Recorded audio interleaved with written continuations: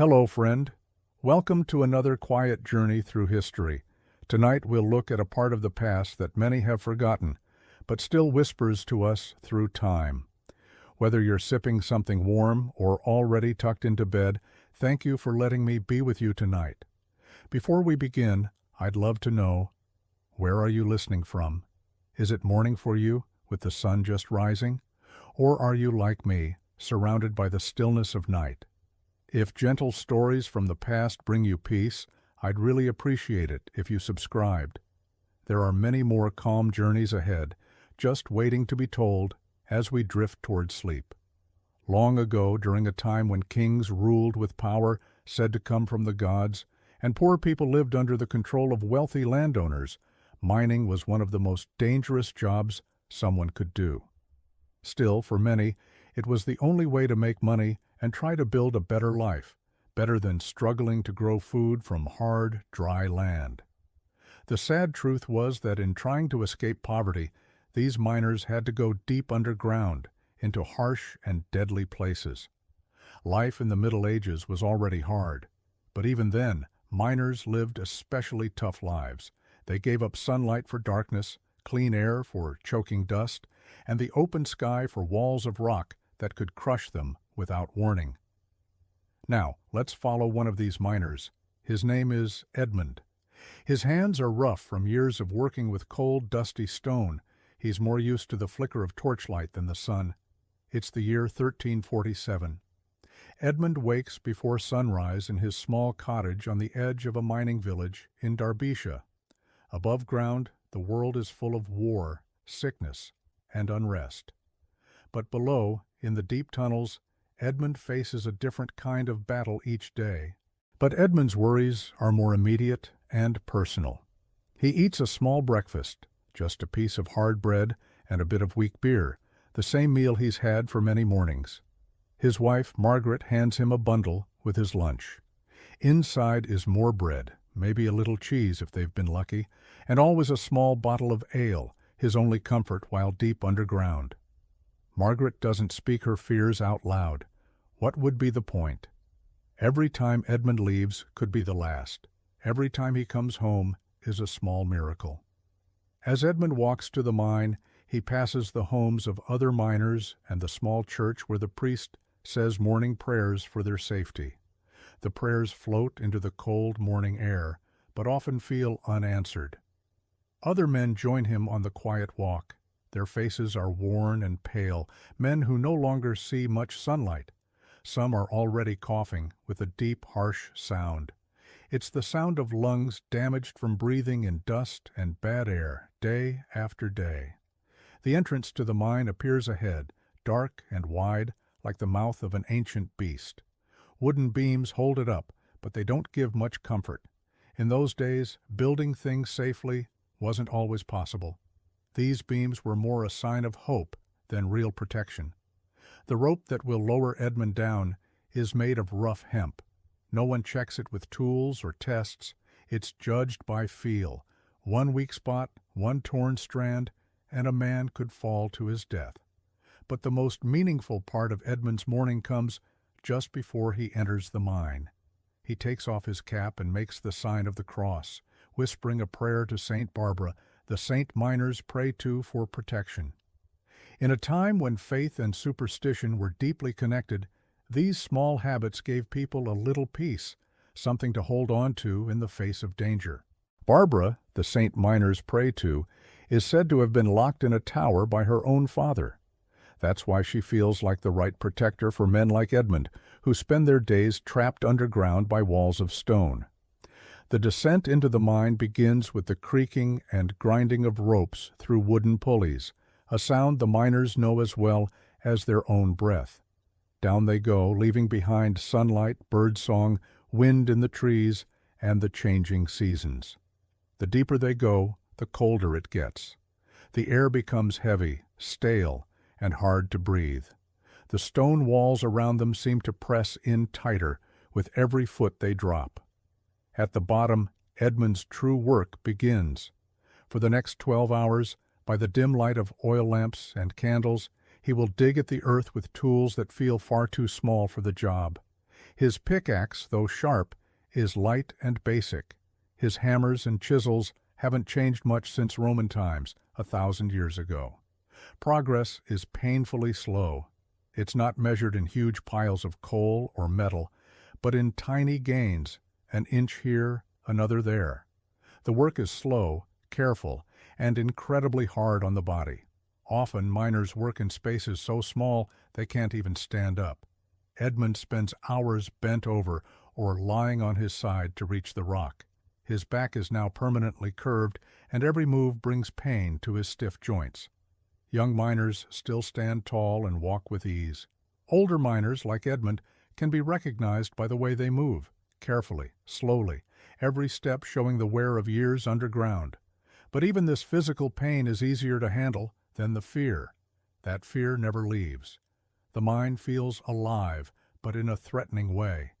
Strange sounds echo in the tunnels, rocks shifting, water dripping, wooden supports creaking under pressure. Any one of those could be a warning, or the start of a collapse. Every sound might herald disaster. Every vibration could signal the beginning of a cave-in that would bury a man alive. The air Edmund breathes is a cocktail of dangers invisible to the naked eye. Cold dust floats constantly in the stagnant atmosphere, settling in his lungs with each breath. Over time, this dust will accumulate, turning his lungs black and hard, making each breath a struggle. The condition has no name in Edmund's time, but we know it as pneumoniosis, the black lung disease that claimed the lives of countless miners. It is a slow death, a gradual suffocation that can take decades to complete its work. Water is another constant threat in these underground workings. Spring rains and winter snows find their way through cracks in the earth, pooling in the lowest levels of the mine. Edmund often works standing in water up to his ankles, sometimes deeper. His feet are perpetually cold and damp, and the wet conditions breed all manner of infections and ailments. Proper drainage requires engineering expertise and resources that few medieval mines possessed. The lighting in these subterranean workshops is perhaps the most telling indicator of the era's technological limitations. Edmund's workspace is illuminated by candles made from animal fat, their flames dancing with every current of air and casting wild shadows on the tunnel walls. These flames provide barely enough light to see the immediate work area, leaving the tunnels beyond shrouded in a darkness so complete it seems to have weight and substance. Oil lamps, while slightly more reliable than candles, are expensive and produce their own hazards. The open flames that provide the only light are themselves a danger in an environment where pockets of explosive gas can accumulate without warning.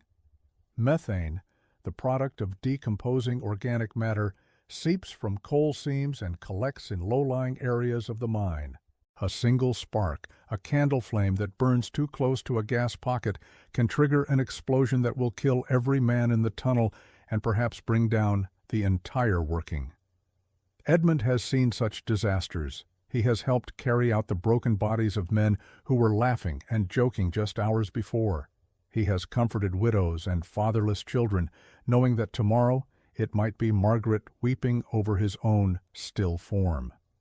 These experiences leave their mark not just on the survivors, but on the entire mining community. Everyone knows someone who has died underground. Everyone has heard the stories of cave-ins that buried men alive, of explosions that left nothing but charred remains. The tools of Edmund's trade tell their own story of hardship and limitation. His pickaxe, while essential, is a simple thing of iron and wood. The metal is soft by modern standards, requiring constant sharpening and frequent replacement. The wooden handle, worn smooth by countless hands, must be replaced regularly as the jarring impact of striking stone splits and weakens the wood. Shovels for moving loose coal and rock are crude affairs, their blades fashioned by local blacksmiths who work more from tradition than from any scientific understanding of metallurgy. The wheelbarrows used to transport material through the tunnels are small and flimsy. their wooden wheels apt to break under heavy loads or in the rough conditions of the mine floor. Perhaps most telling of all are the baskets and leather bags used to carry coal and ore to the surface. These containers, woven from whatever materials are available, speak to the hand-to-mouth existence of the mining operation. There are no standardized containers, no systematic approach to moving material.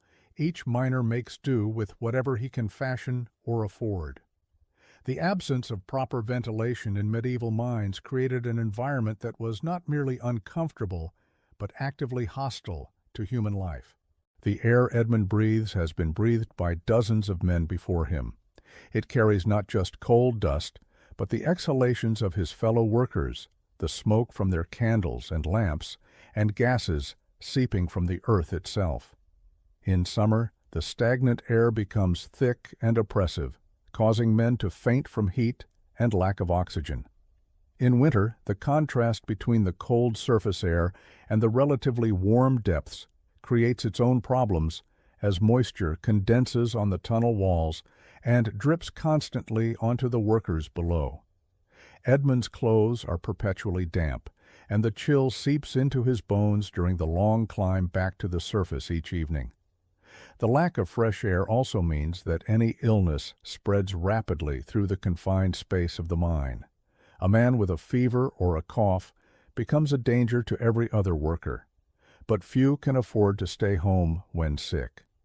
The daily wage, meager as it is, represents the difference between eating and going hungry for many mining families. Edmund's workday follows a rhythm as old as mining itself. He begins by examining his section of the tunnel, looking for signs that the earth has shifted during the night. Loose rocks must be cleared away, water must be bailed out of low spots, and the condition of the wooden supports must be assessed. This morning inspection is a ritual that might save his life, for the earth never sleeps, and what was solid yesterday might be treacherous today. The actual work of extracting coal or ore is methodical and exhausting. Edmund positions himself at the coal face, the exposed seam where he will spend most of his day. He begins by undercutting the coal using his pickaxe to create a horizontal cut at the base of the seam.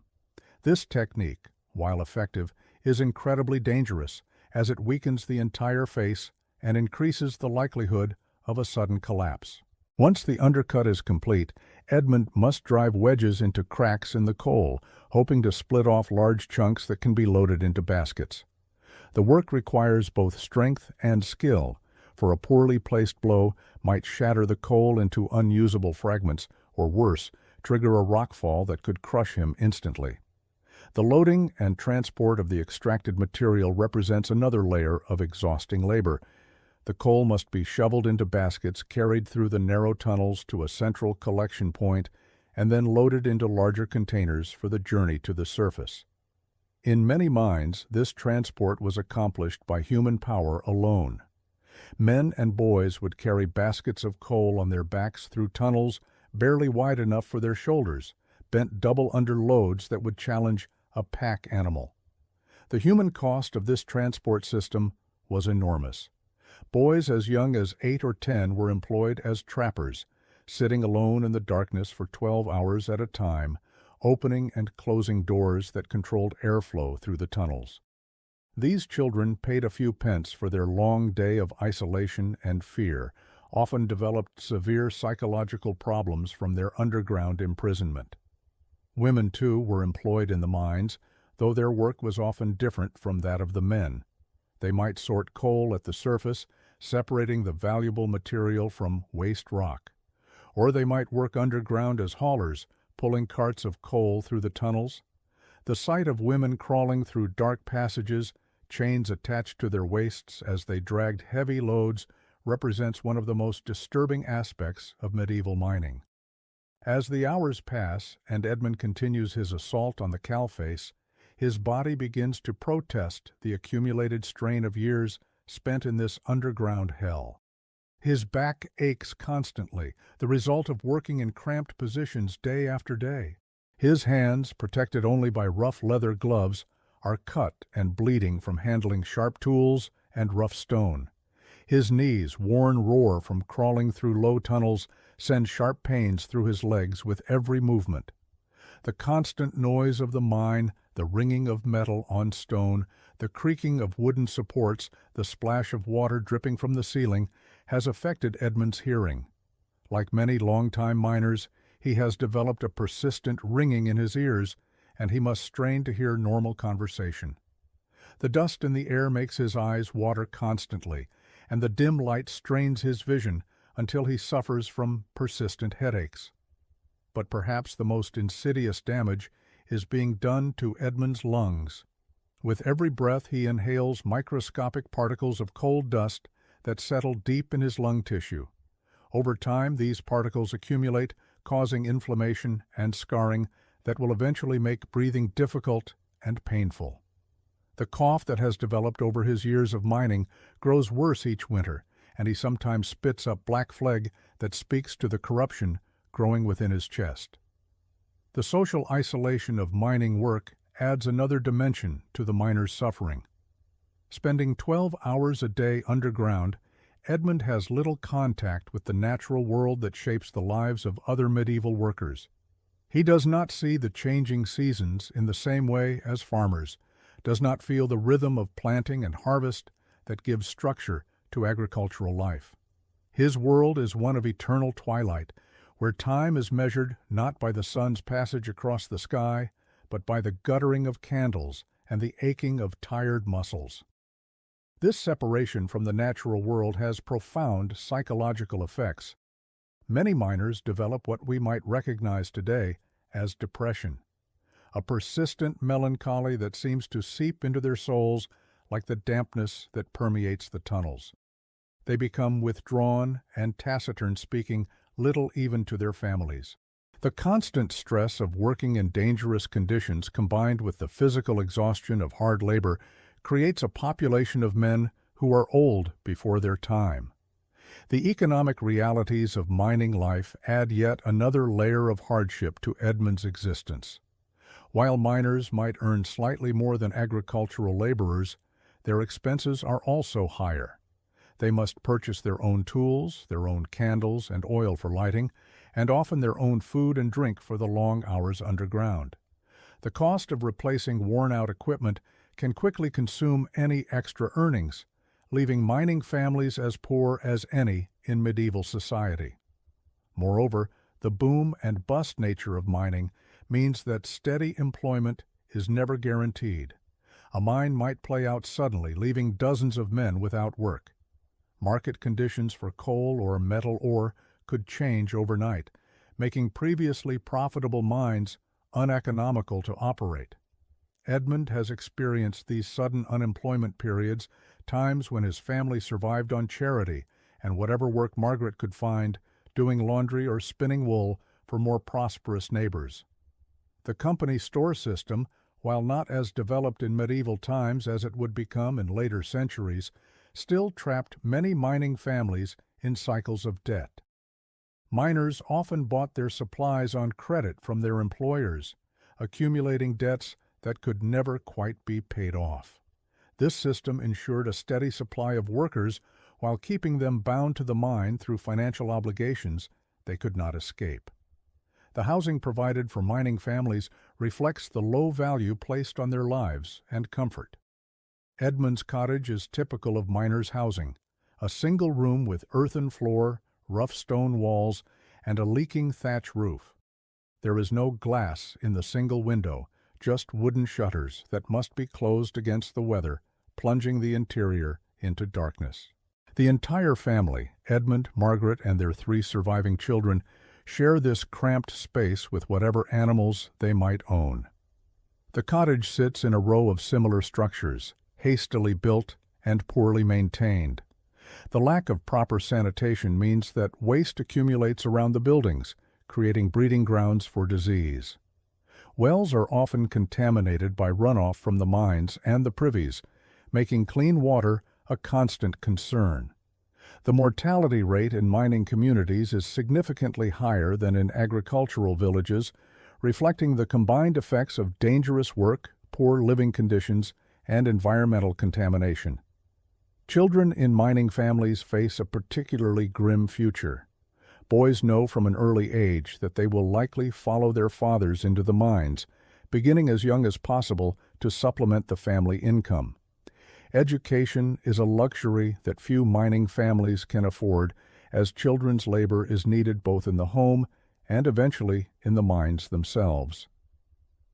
Girls face the prospect of marriage to miners, condemning them to a life of constant worry and frequent widowhood. The life expectancy of miners is significantly lower than that of other workers, meaning that many women will bury multiple husbands over the course of their lives.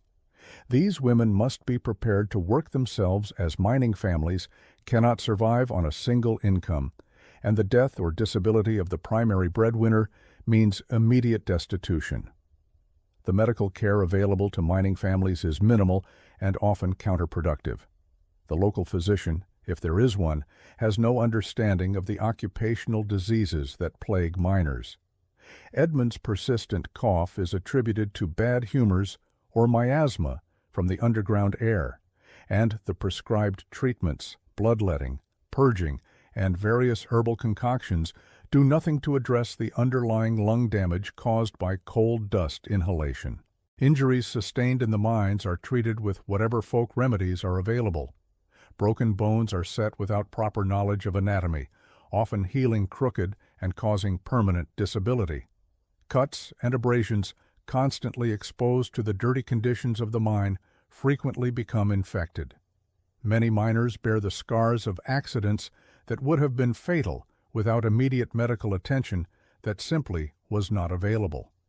The psychological toll of mining work extends beyond the individual miners to their entire families. Children grow up knowing that their father might not return home each evening, creating an atmosphere of constant anxiety. Wives develop a particular form of stress-related illness, manifesting in sleeplessness, digestive problems, and what medieval medicine would call nervous disorders. The mining community develops its own culture of mutual support born from shared hardship. Miners look out for each other underground, sharing food and water, helping injured colleagues reach the surface, and maintaining the unspoken bonds that might mean the difference between life and death in an emergency. But this solidarity is born from desperation rather than choice, and it exists alongside competition for the best working areas and conflicts over pay and working conditions. As Edmund's workday finally draws to a close, the journey back to the surface begins. The climb up the rope or ladder to ground level is exhausting after 12 hours of hard labor, but it also represents a daily rebirth, a return to the world of light and air. The first breath of fresh air, the first glimpse of sky brings a moment of relief that is quickly tempered by the knowledge that tomorrow will bring another descent into darkness. The evening routine in Edmund's cottage is simple and brief. Margaret helps him wash the coal dust from his hands and face with precious water carried from the village well. The black grime seems to have penetrated his very pores, and no amount of scrubbing can entirely remove the evidence of his underground labor. His fingernails are permanently black, his hair carries the scent of coal smoke, and his clothes are stained beyond any hope of cleaning. The evening meal, like the morning breakfast, is simple and meager. A bowl of pottage made from whatever vegetables Margaret could grow in their small garden, perhaps supplemented with a bit of bacon, if they have been fortunate. The family eats in relative silence, for Edmund is too exhausted for conversation, and the children have learned not to disturb their father's brief rest. Before sleep, Edmund often sits for a few minutes outside his cottage, breathing the clean evening air and looking up at stars that seem impossibly bright after a day in the underground darkness. These moments of peace are precious and brief, for dawn will come early, and with it another day in the depths. Margaret watches her husband during these quiet interludes, noting how he has aged beyond his years, how his breathing has become labored, how his shoulders have developed a permanent stoop from years of working in cramped conditions. The bedroom, such as it is, consists of a straw mattress shared by the entire family. Privacy is unknown in mining families, and Edmund's exhausted sleep is often interrupted by the coughing and movement of his children. His own cough has grown worse lately, and he tries to muffle it so as not to wake the others. But Margaret lies awake, listening to the labored breathing that tells her Edmund's time may be running short. The seasonal rhythms that govern the lives of farmers and other outdoor workers have little meaning for Edmund. Winter and summer alike, he spends his days in the unchanging environment of the mine. The only seasonal variation comes in the difficulty of getting to and from work, winter snow and ice making the journey treacherous, summer heat making the return to the surface particularly difficult after hours in the cool depths. Holiday celebrations in mining communities are subdued affairs. Christmas and Easter may bring a day off from work, but these respites are often overshadowed by the knowledge that lost wages mean even leaner meals in the days to come. The church offers spiritual comfort, but the priest's sermons about the nobility of hard work and the rewards of the afterlife ring hollow to men who face death daily for wages that barely sustain life. The mine owner, a distant figure who may never set foot underground, views his workers as little more than tools to be used up and replaced. The concept of worker safety or occupational health is entirely foreign to medieval thinking. If a men die in cave-ins or from lung disease, there are always others desperate enough to take their places. The economic calculation is simple and brutal. Human labor is cheap and replaceable, while safety measures cost money and reduce profits. Recording in medieval mines is minimal, so the true toll of mining work is largely unknown. Men simply disappear, killed in accidents, dead from lung disease, or moved on in search of better opportunities that rarely materialize. Their stories are not recorded, their contributions not acknowledged, their sacrifices quickly forgotten by all except their families. The technological limitations of the medieval period mean that mining will remain dangerous and unhealthy for centuries to come. The steam engines that will eventually pump water from mines and provide ventilation are still hundreds of years in the future. The safety lamps that will reduce the risk of explosions will not be invented for another 4 centuries.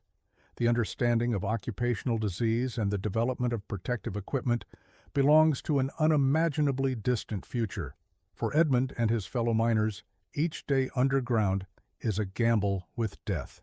They know the risks, understand the dangers, but have no choice but to accept them. The alternative, starvation, is more certain and immediate than the possibility of cave-ins or explosions. So they descend each morning into the earth's dark embrace, carrying their small lights against the overwhelming darkness, their hope against the crushing weight of stone and circumstance. As we follow Edmund through his daily routine, we begin to understand that medieval mining was not simply a dangerous occupation, but a form of slow martyrdom. These men sacrificed their health, their longevity, and often their lives not for glory or great reward, but for the simple necessity of feeding their families.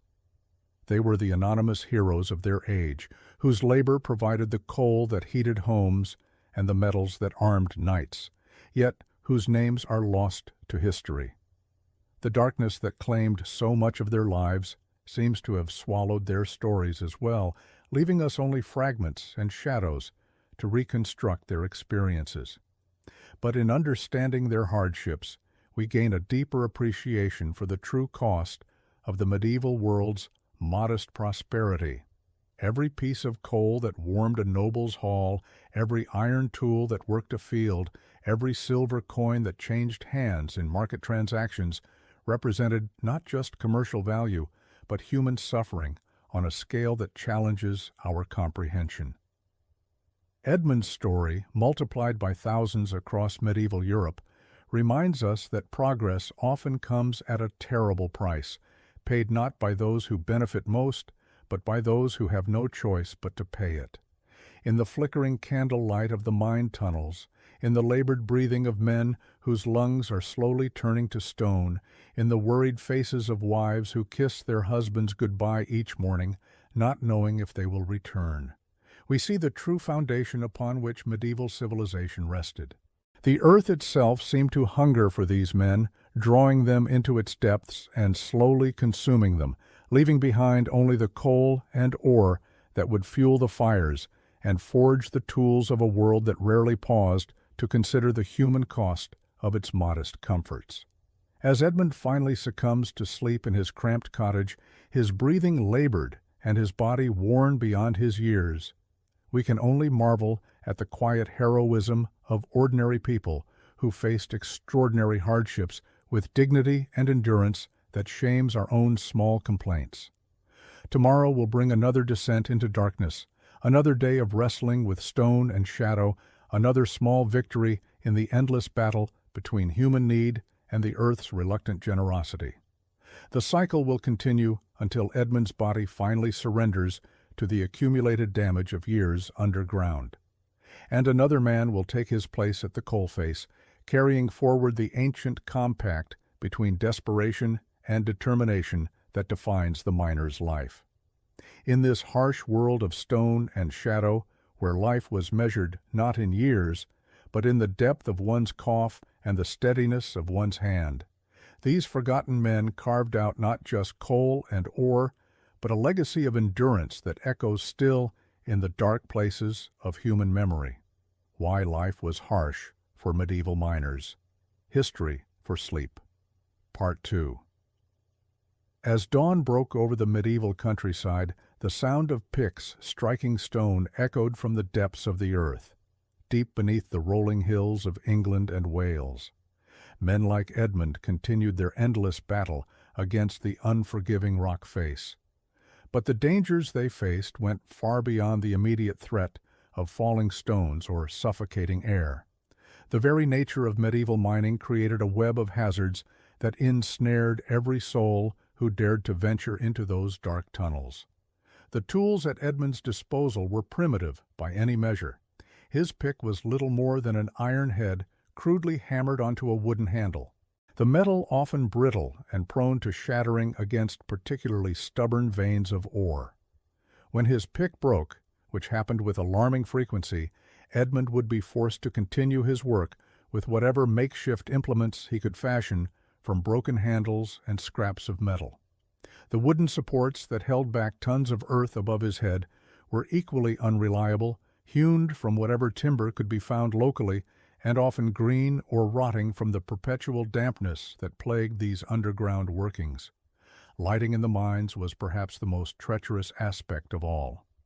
Edmund carried with him a small oil lamp, its flame flickering precariously in the shifting air currents that moved through the tunnels like the breath of some sleeping giant.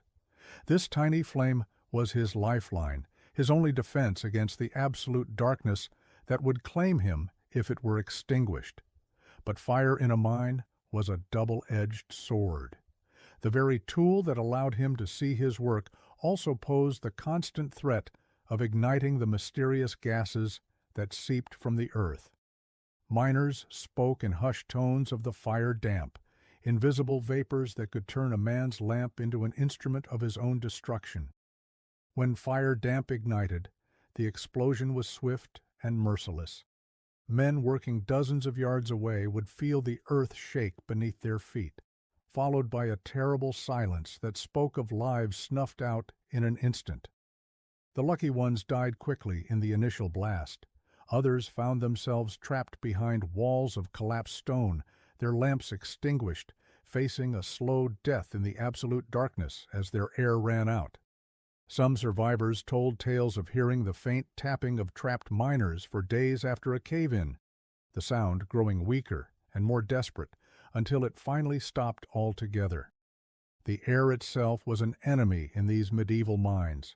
What oxygen existed in the deeper tunnels was often poisoned by the gradual accumulation of noxious gases. Carbon monoxide, invisible and odorless, would creep through the workings like a silent assassin. Miners would notice their companions becoming sluggish and confused, their movements growing clumsy and their speech slurred before they collapsed entirely. Those who recognized the signs would attempt to drag their stricken friends to the surface, but often it was too late. The lucky ones would revive in the fresh air above ground, their heads pounding and their memories clouded. The unlucky ones never woke up at all. Then there was the black damp, another invisible killer that displaced the breathable air in the deepest workings. Unlike the explosive fire damp, black damp killed through suffocation, creating pockets of dead air where no flame could burn and no man could breathe. Miners would lower their lamps ahead of them as they worked, watching carefully for the telltale flickering that warned of bad air. When the flame began to gutter and die, they knew they had reached the boundary between life and death. Water was another constant adversary in the medieval mine. During the rainy seasons, the tunnels would flood with alarming speed, trapping miners in rapidly filling chambers. The primitive drainage systems of the time, consisting mainly of hand-dug channels and buckets hauled by rope, were woefully inadequate against the volume of water that could pour into a mine during a heavy storm. Edmund had lost count of how many times he had found himself wading through knee-deep ice-cold water. His lamp held high above his head as he struggled to reach higher ground before the rising flood could claim him. Even when the mines weren't actively flooding, the perpetual dampness created its own set of problems. The wooden support timbers would rot and weaken, sometimes giving way without warning and bringing down sections of tunnel roof. The constant moisture also bred disease, creating the perfect environment for the lung ailments that plagued every miner.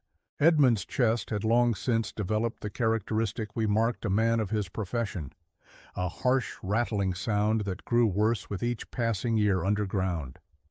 The social isolation of mining life compounded these physical hardships.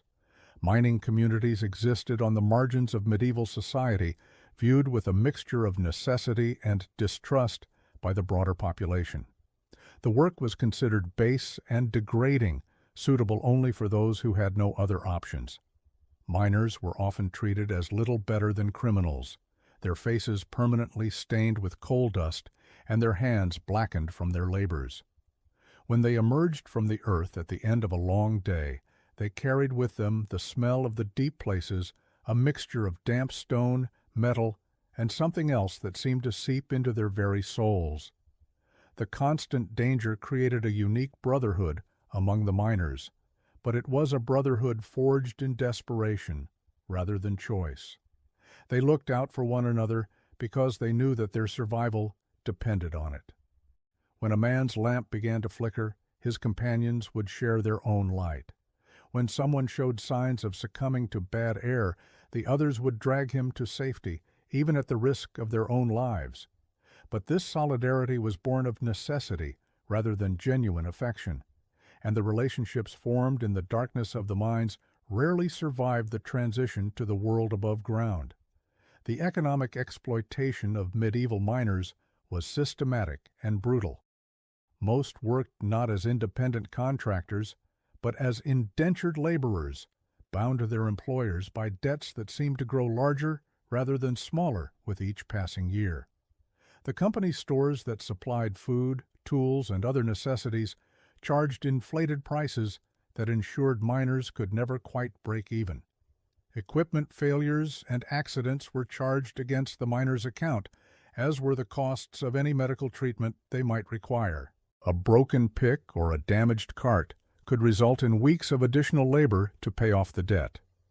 The physical toll of mining work aged men prematurely. Edmund, though only in his 30s, moved with the careful gait of someone much older. His back, permanently bent from years of working in low tunnels, ached constantly. His hands, scarred and calloused from handling rough stone and metal tools, had lost much of their sensitivity. His hearing, damaged by the constant din of picks against stone and the occasional explosion, required others to speak loudly for him to understand them clearly. But perhaps the cruelest aspect of medieval mining was how it affected the miners' families. Wives and children lived in constant fear, knowing that each day their husband or father descended into the earth might be the last time they saw him alive. Mining accidents were so common that they barely registered as news in the local communities. A cave-in that killed 3 or 4 men would be mourned briefly and then forgotten as the business of survival continued. Widows of miners found themselves in particularly desperate circumstances, as their late husbands' debts often passed to them, leaving them with obligations they could never hope to fulfill. The children of mining families faced limited prospects. Boys were typically pressed into service in the mines as soon as they were physically capable, beginning with simple tasks like hauling carts or tending to the pit ponies that were used to transport materials. They would gradually work their way up to more dangerous tasks as they grew older and stronger. Girls, meanwhile, might find work in the ancillary industries that supported the mines, such as sorting ore or maintaining equipment. But these jobs were scarce and poorly paid. The medieval understanding of occupational safety was virtually non-existent. Accidents were generally attributed to divine will or personal carelessness rather than systemic problems that could be addressed through better practices or equipment. Mine owners had little incentive to invest in safety measures when workers were plentiful and replaceable. The legal system offered no protections for miners, and the concept of workers' compensation was centuries in the future. Medical knowledge of the time was equally inadequate to address the specific health problems associated with mining.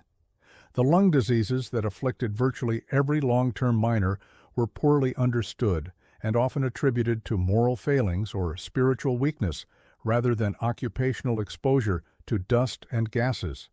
Treatment, when available at all, consisted mainly of bloodletting and herbal remedies that did little to address the underlying damage to the miners' respiratory systems. The seasonal nature of agricultural work meant that many miners were farmers who turned to mining during the winter months when field work was impossible. This created a cycle where men would spend part of the year destroying their health underground and the rest struggling to work their fields with bodies damaged by their time in the mines. The transition between these different types of work was jarring and difficult, requiring men to constantly adapt to different physical demands and environmental conditions. The psychological impact of mining work was severe, though rarely acknowledged or discussed in medieval times.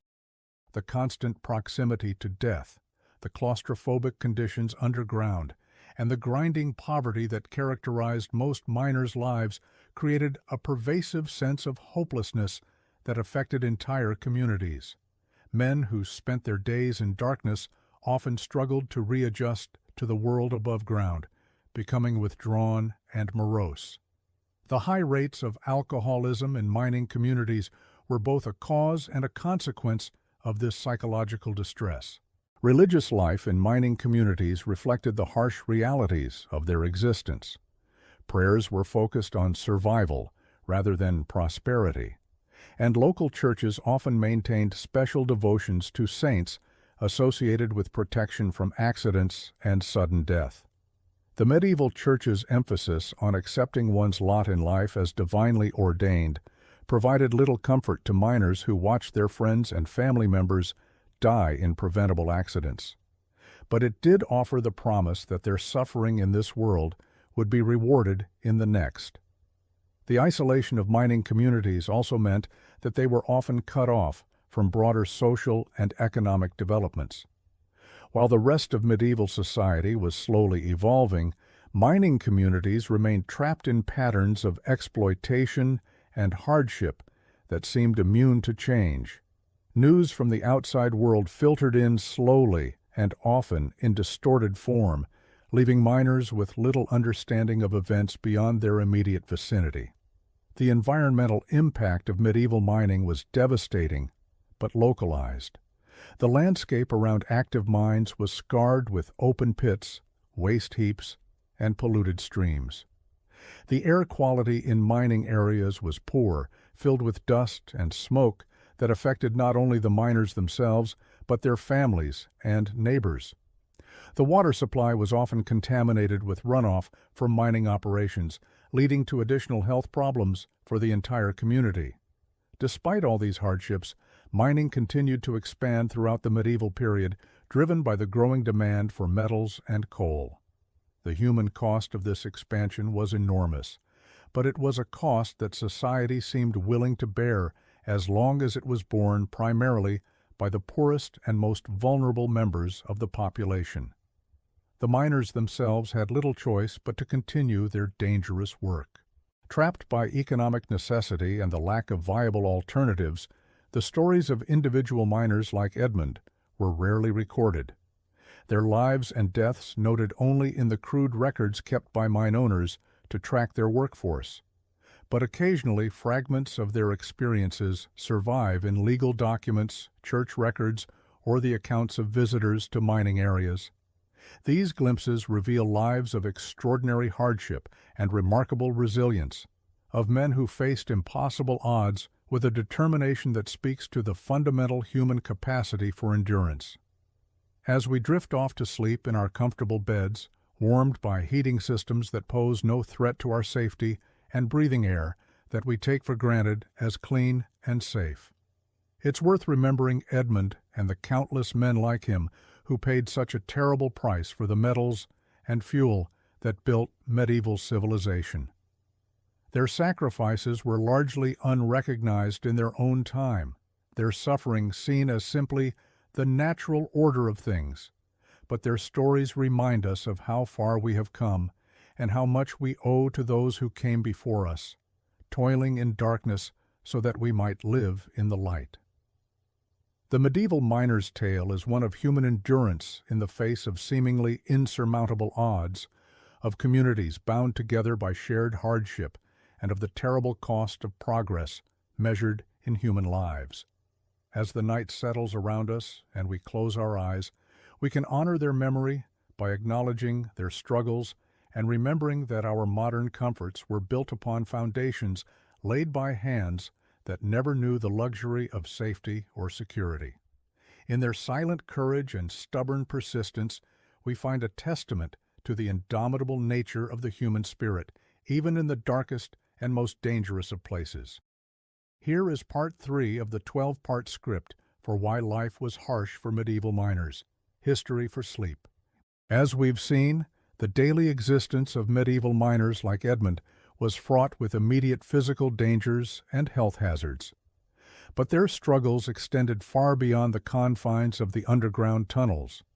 The very communities these miners called home were shaped by the harsh realities of their profession, creating a cycle of hardship that touched every aspect of their lives.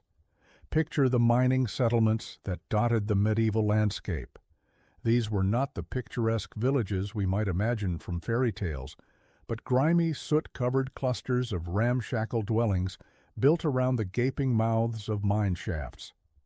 The air itself seemed permanently stained with cold dust, settling on everything like a fine black snow that never melted.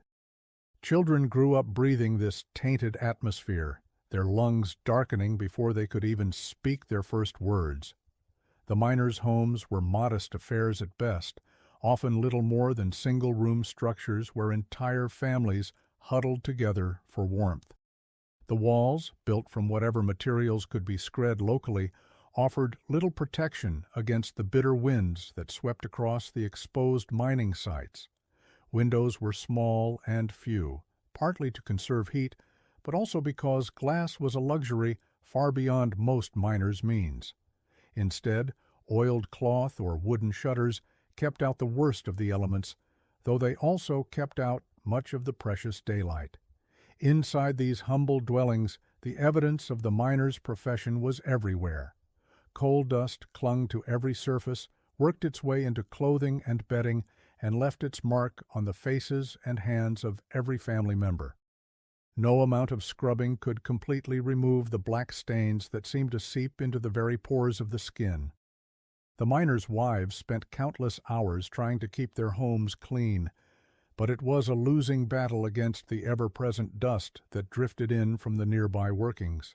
The social structure of these mining communities reflected the broader inequalities of medieval society, but with its own particular harsh edges. At the bottom of the hierarchy were the ordinary miners, men like Edmund, who descended into the earth each day with nothing but their strength and determination to sustain them. Above them were the skilled craftsmen who maintained the equipment and supervised the more dangerous operations. These men commanded slightly better wages and marginally safer working conditions, though they were still far from comfortable by any measure. At the top of the local social order were the mine owners and their agents, men who rarely, if ever, set foot underground, but who controlled every aspect of the miners' lives. These wealthy landowners lived in grand houses well away from the mining sites, their comfort built quite literally on the backs of the men who toiled in the darkness below. They viewed their workers as little more than expendable resources, easily replaced when injury or death claimed another victim. The economic relationship between miners and their employers was brutally simple and utterly one-sided. Miners were typically paid by the amount of coal or ore they extracted, a system that encouraged dangerous shortcuts and reckless speed. A cave-in that blocked a tunnel meant no pay for the miners who had been working that section, regardless of whether the collapse was due to their actions or simply the inherent instability of the workings.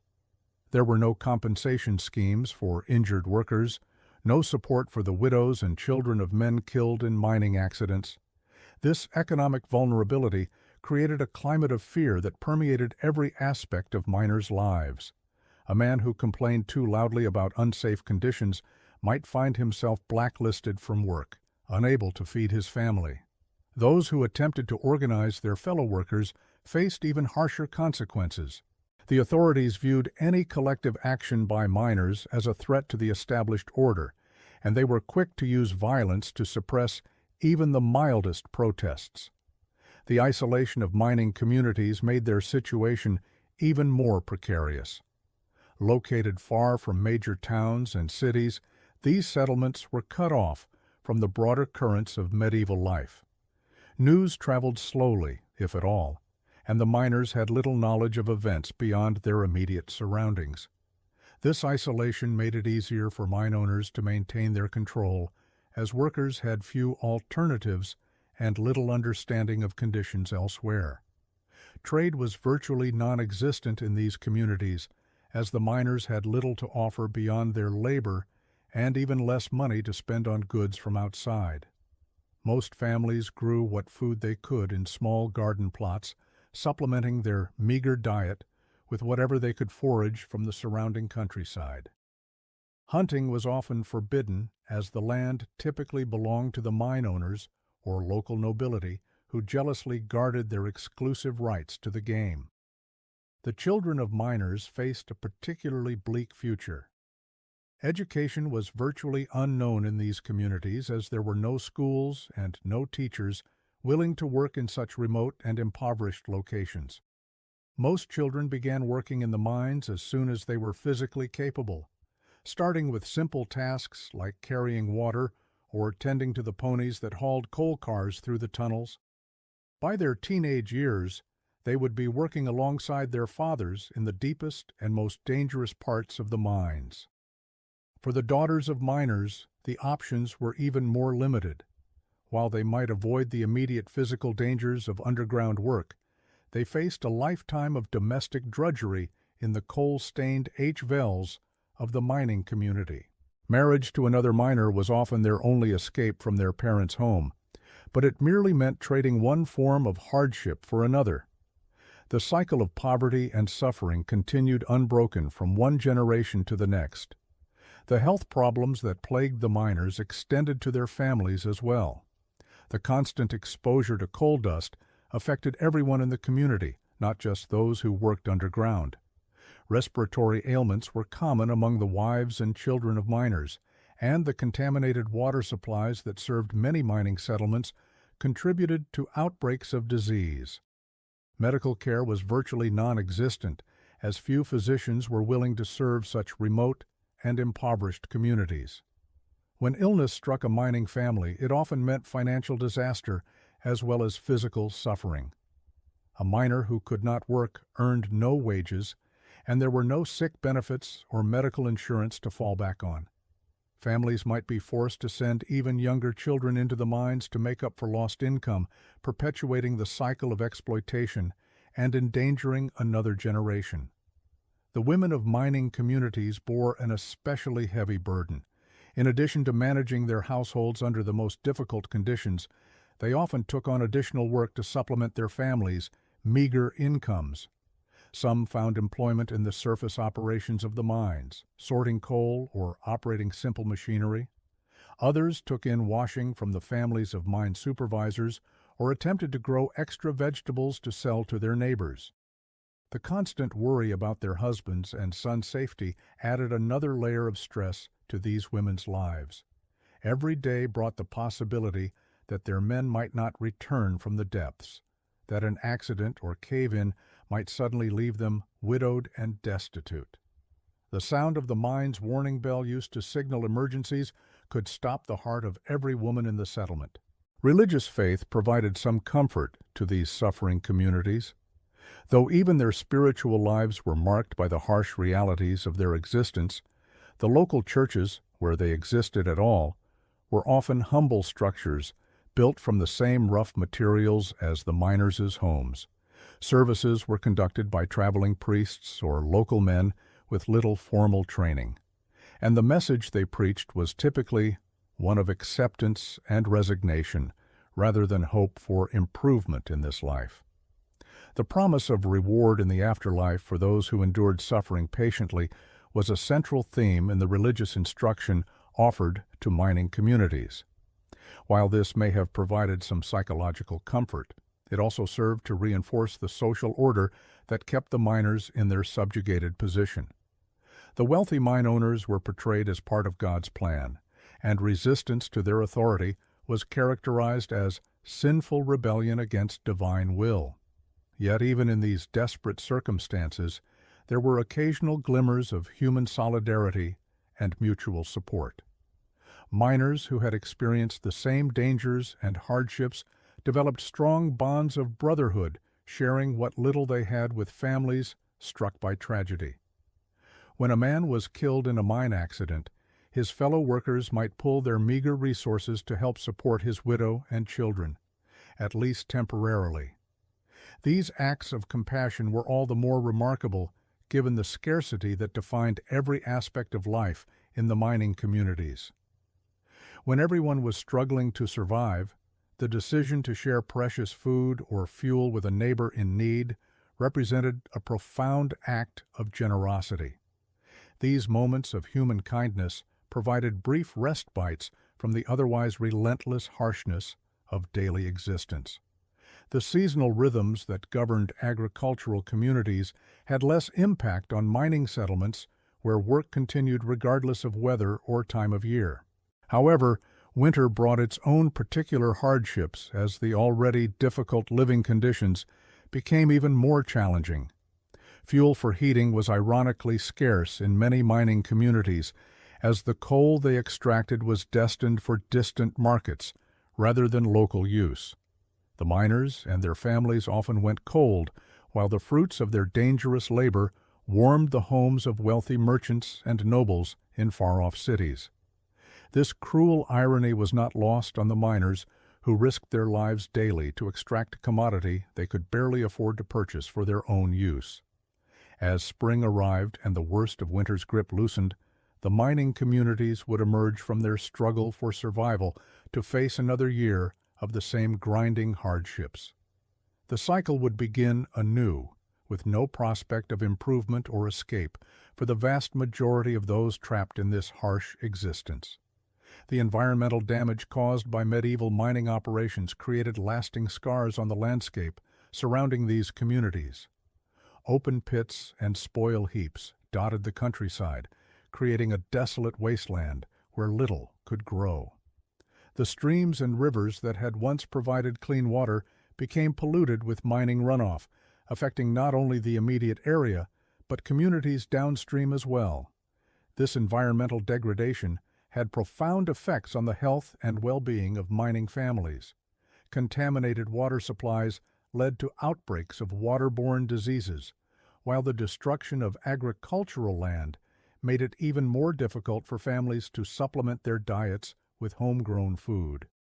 The mining operations that provided their only source of income also systematically destroyed the environment they depended on for survival. The noise and disruption caused by mining activities created additional stress for the communities that grew up around them. The constant rumble of machinery, the crash of falling timber, and the shouts of workers created a cacophony that made rest and relaxation nearly impossible. Even at night, when the mines were supposed to be quiet, the sounds of pumps working to keep the tunnels from flooding continued to disturb the sleep of exhausted workers and their families. For the elderly members of mining communities, life was particularly difficult.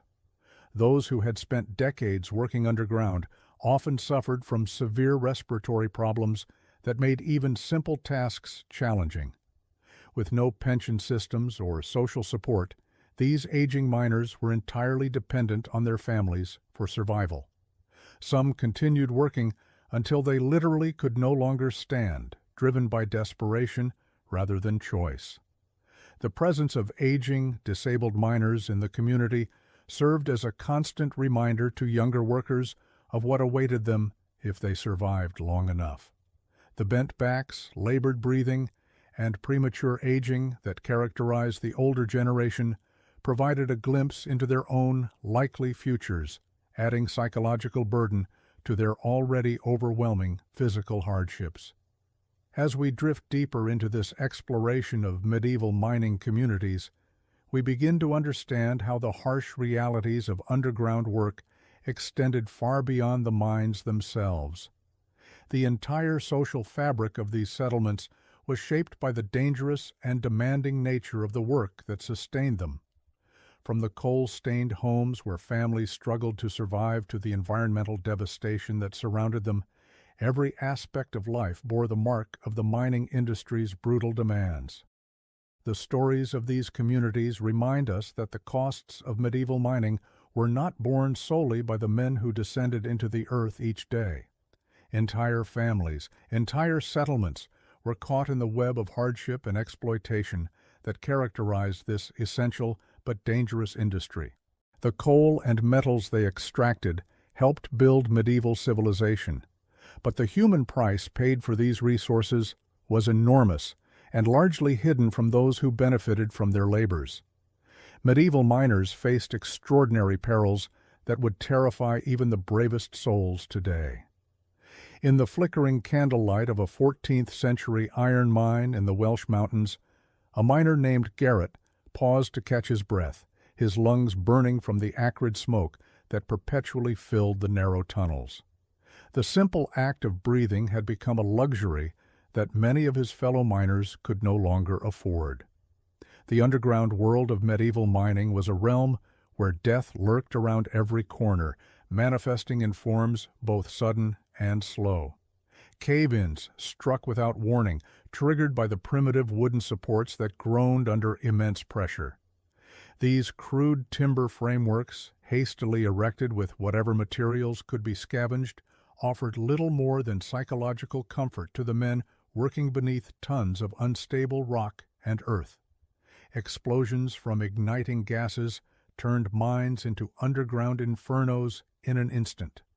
Miners working by the light of oil lamps and open flames had no understanding of the invisible methane and other combustible gases that seeped from the earth around them. A single spark could transform a workplace into a tomb, with flames racing through tunnels faster than any man could run. The lucky ones died quickly. Others faced the horror of being trapped behind walls of fire and smoke, their cries echoing through the darkness until they fell silent forever. The very air that miners breathed was poison.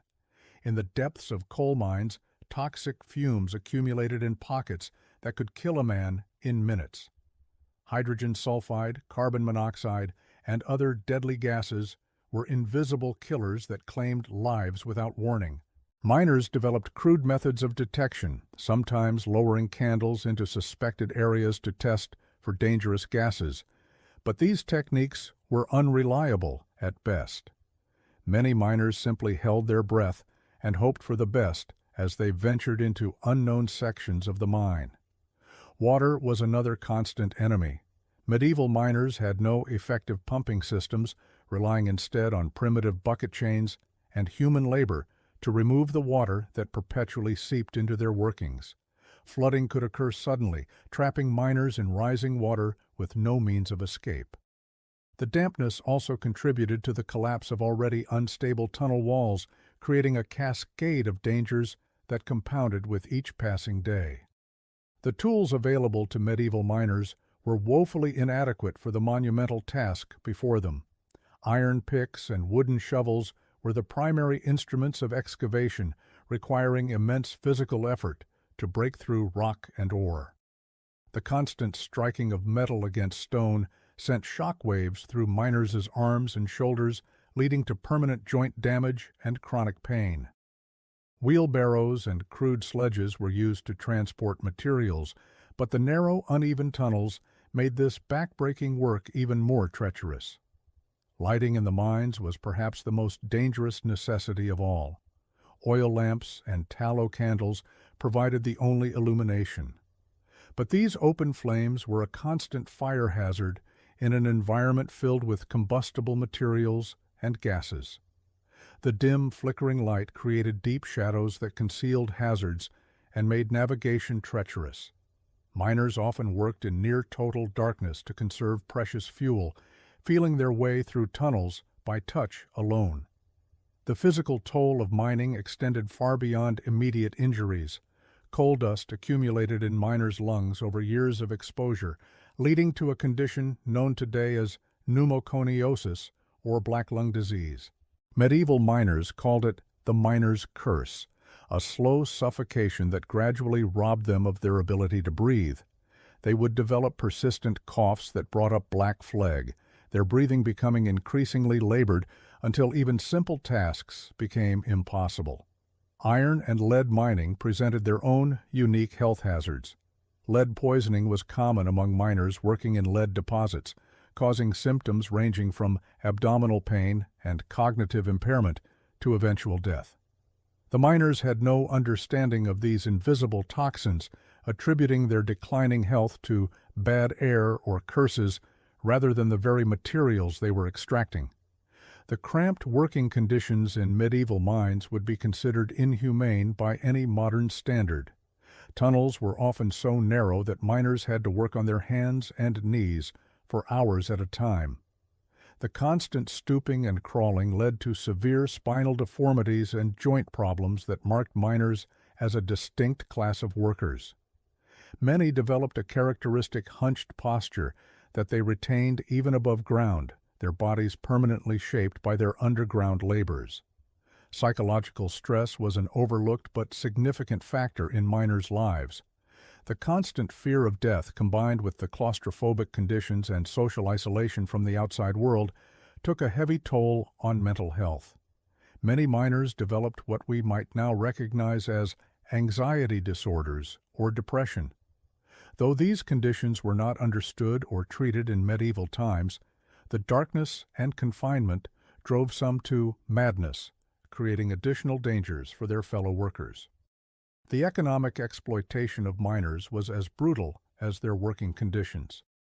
Most miners were essentially serfs bound to work for feudal lords who owned the mining rights. They received minimal compensation for their dangerous labor, often paid in food or basic goods rather than money. The lords who made money from the mines almost never went into them. They had no real idea of how hard or dangerous the work was for the miners. If a worker got hurt, there was almost no medical help available. Those who survived accidents were often left with serious injuries and no way to earn a living. A miner who lost a limb or could no longer work faced two choices: beg or starve. The idea of safety rules or injury payments didn't exist yet and wouldn't for hundreds of years. Mining villages reflected the danger and hardship of the job. These towns were built quickly and cheaply, with no care for cleanliness or comfort. Waste from the mines polluted nearby water and ruined the soil, making it hard to grow food. Dust and smoke were everywhere, creating unhealthy air for everyone, adults and children alike.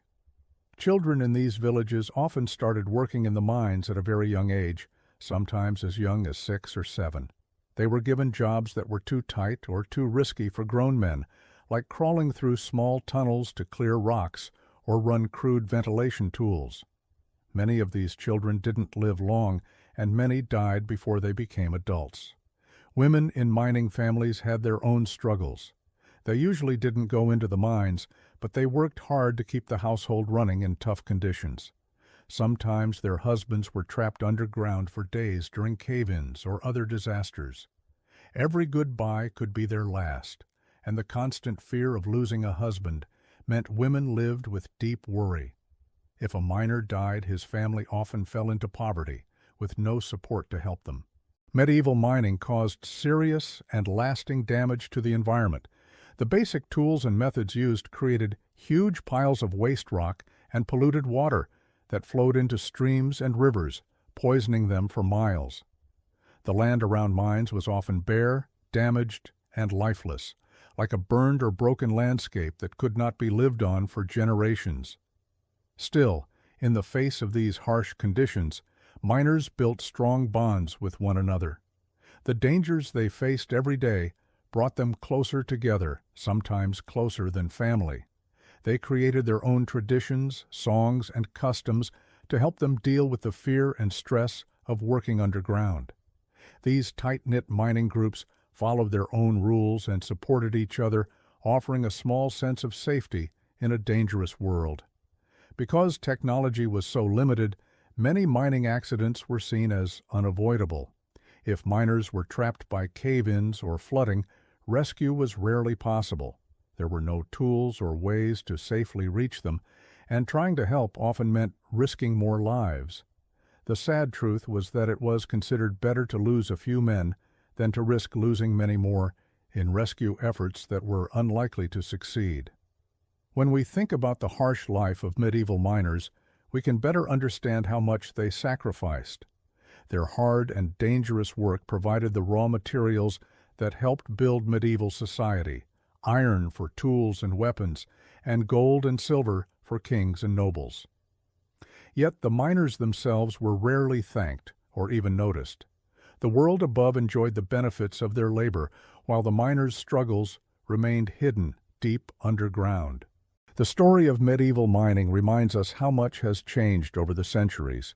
Today we have safety laws and worker protections, things that didn't exist in the past.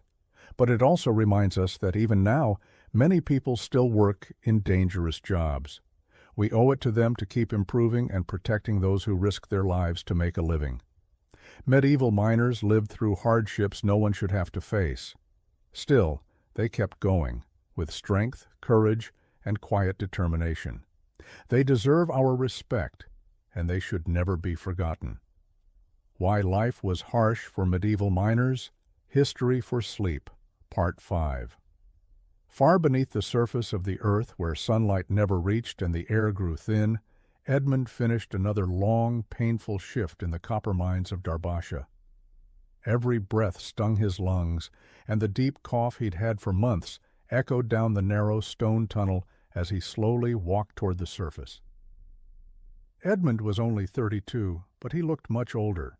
His face was lined and tired from years of breathing dust, and his body was bent from spending so many hours hunched over in tight tunnels. The life of a medieval miner was filled with suffering. Every day came with new dangers and the constant threat of dying young.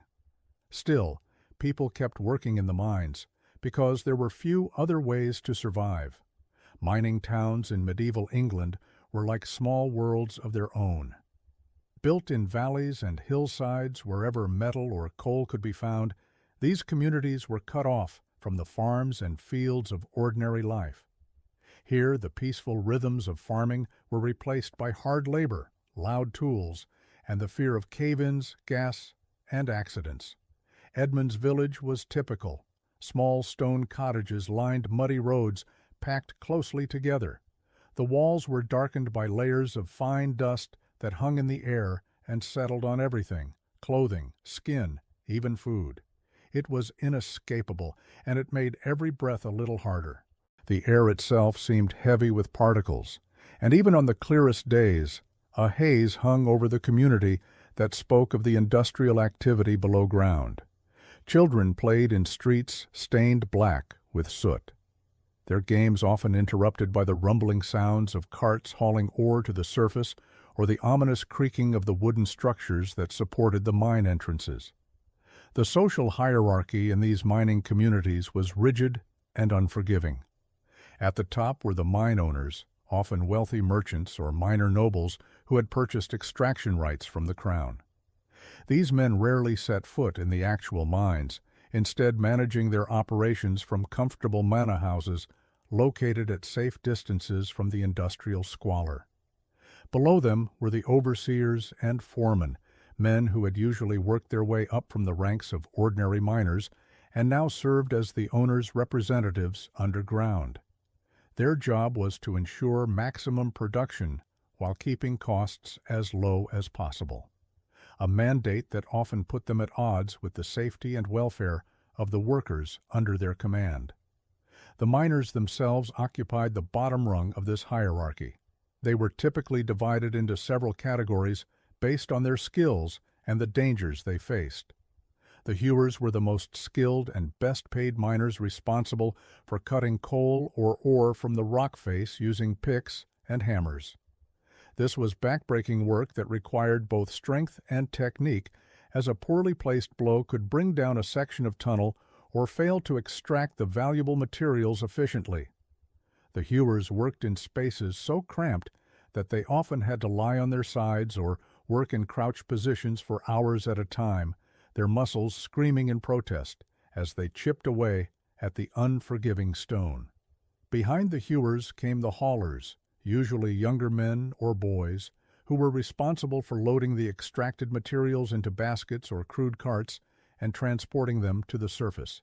This work was less skilled, but no less dangerous, as the haulers had to navigate narrow, poorly lit tunnels while carrying heavy loads. The wooden planks that served as tracks for the carts were often slippery with moisture and debris, and a single misstep could result in serious injury or death. Many haulers worked bent nearly double, pushing or pulling their loads through passages barely wide enough for a grown man to squeeze through. At the very bottom of the mining hierarchy were the trappers, often children as young as 8 or 9 years old, who were responsible for operating the wooden doors that controlled airflow through the mine tunnels. These children spent their entire working day, sometimes 12 hours or more, sitting alone in complete darkness, opening and closing doors as miners and carts passed through. The isolation was profound and psychologically damaging, and many trappers developed serious mental health issues from spending so much time alone in the suffocating darkness underground. The working conditions in medieval mines were horrifying by any standard. The tunnels were narrow, poorly ventilated, and constantly threatened by structural collapse. Wooden support beams, often made from whatever timber was cheapest and most readily available, groaned ominously under the weight of the earth above. The sound of creaking wood was a constant accompaniment to the miners' work, a reminder that death could come at any moment in the form of a sudden cave-in. Many miners developed an almost supernatural ability to read these sounds, knowing when a particular area was becoming unstable and needed to be evacuated immediately. Ventilation was perhaps the most critical and least addressed problem in medieval mining operations. The deeper the mines went, the more difficult it became to maintain adequate airflow. Toxic gases, including carbon monoxide and methane, could accumulate in poorly ventilated areas, creating invisible death traps for unwary miners. The presence of these gases was often detected only when miners began to feel dizzy or nauseous, by which time it might already be too late. Canaries and other small animals were sometimes used as early warning systems, their deaths serving as alerts that the air had become too poisonous for humans to breathe safely. The threat of explosion was constant in mines where flammable gases were present. A single spark from a pickaxe, striking stone, or even the flame from a miner's lamp could trigger a devastating blast that would kill dozens of workers instantly and collapse entire sections of tunneling. These explosions were particularly feared because they often occurred without warning, giving miners no chance to escape. The bodies of explosion victims were frequently so badly mangled or burned that identification was impossible, leaving families to wonder about the fate of their loved ones. Water was another persistent enemy in medieval mines. Groundwater would seep through cracks in the rock, creating puddles and streams that made working conditions miserable and dangerous. In deeper mines, flooding was a constant threat that could trap miners underground with no means of escape. The primitive pumping systems available to medieval miners were often inadequate to deal with serious water infiltration, and many mining operations had to be abandoned when the water table rose or when underground springs were accidentally breached. The tools available to medieval miners were crude and inefficient compared to modern standards. Picks and hammers were made from iron that was often of poor quality, requiring constant sharpening and replacement. The handles were typically made from wood and would break frequently under the stress of heavy use. Miners often had to provide their own tools, representing a significant expense for workers who were already living at subsistence levels. A broken pick or shovel could mean lost wages while a replacement was obtained, adding financial stress to the already overwhelming physical demands of the work. Lighting in medieval mines was provided by crude oil lamps, candles, or torches, all of which posed fire hazards and provided inadequate illumination. Miners often worked in near total darkness, relying on touch and sound to guide their efforts. The flickering, uncertain light made it difficult to spot potential hazards such as unstable rock formations or dangerous gas accumulations. Many mining accidents occurred simply because workers could not see well enough to avoid obvious dangers. The health consequences of mining work were severe and cumulative. Miners inevitably developed lung diseases from constantly breathing air filled with rock dust and particles. What we now know as pneumoconiosis, or black lung disease, was endemic among medieval miners, causing progressive breathing difficulties and eventual death by suffocation. The constant inhalation of cold dust turned miners' lungs black and rigid, making each breath a struggle and leading to a slow, agonizing death that could take years to unfold. Beyond respiratory diseases, miners suffered from a host of other health problems directly related to their work environment. The damp, cold conditions underground led to arthritis and joint problems that left many miners crippled by middle age. The repetitive motions required for mining work caused muscle and bone injuries that never properly healed.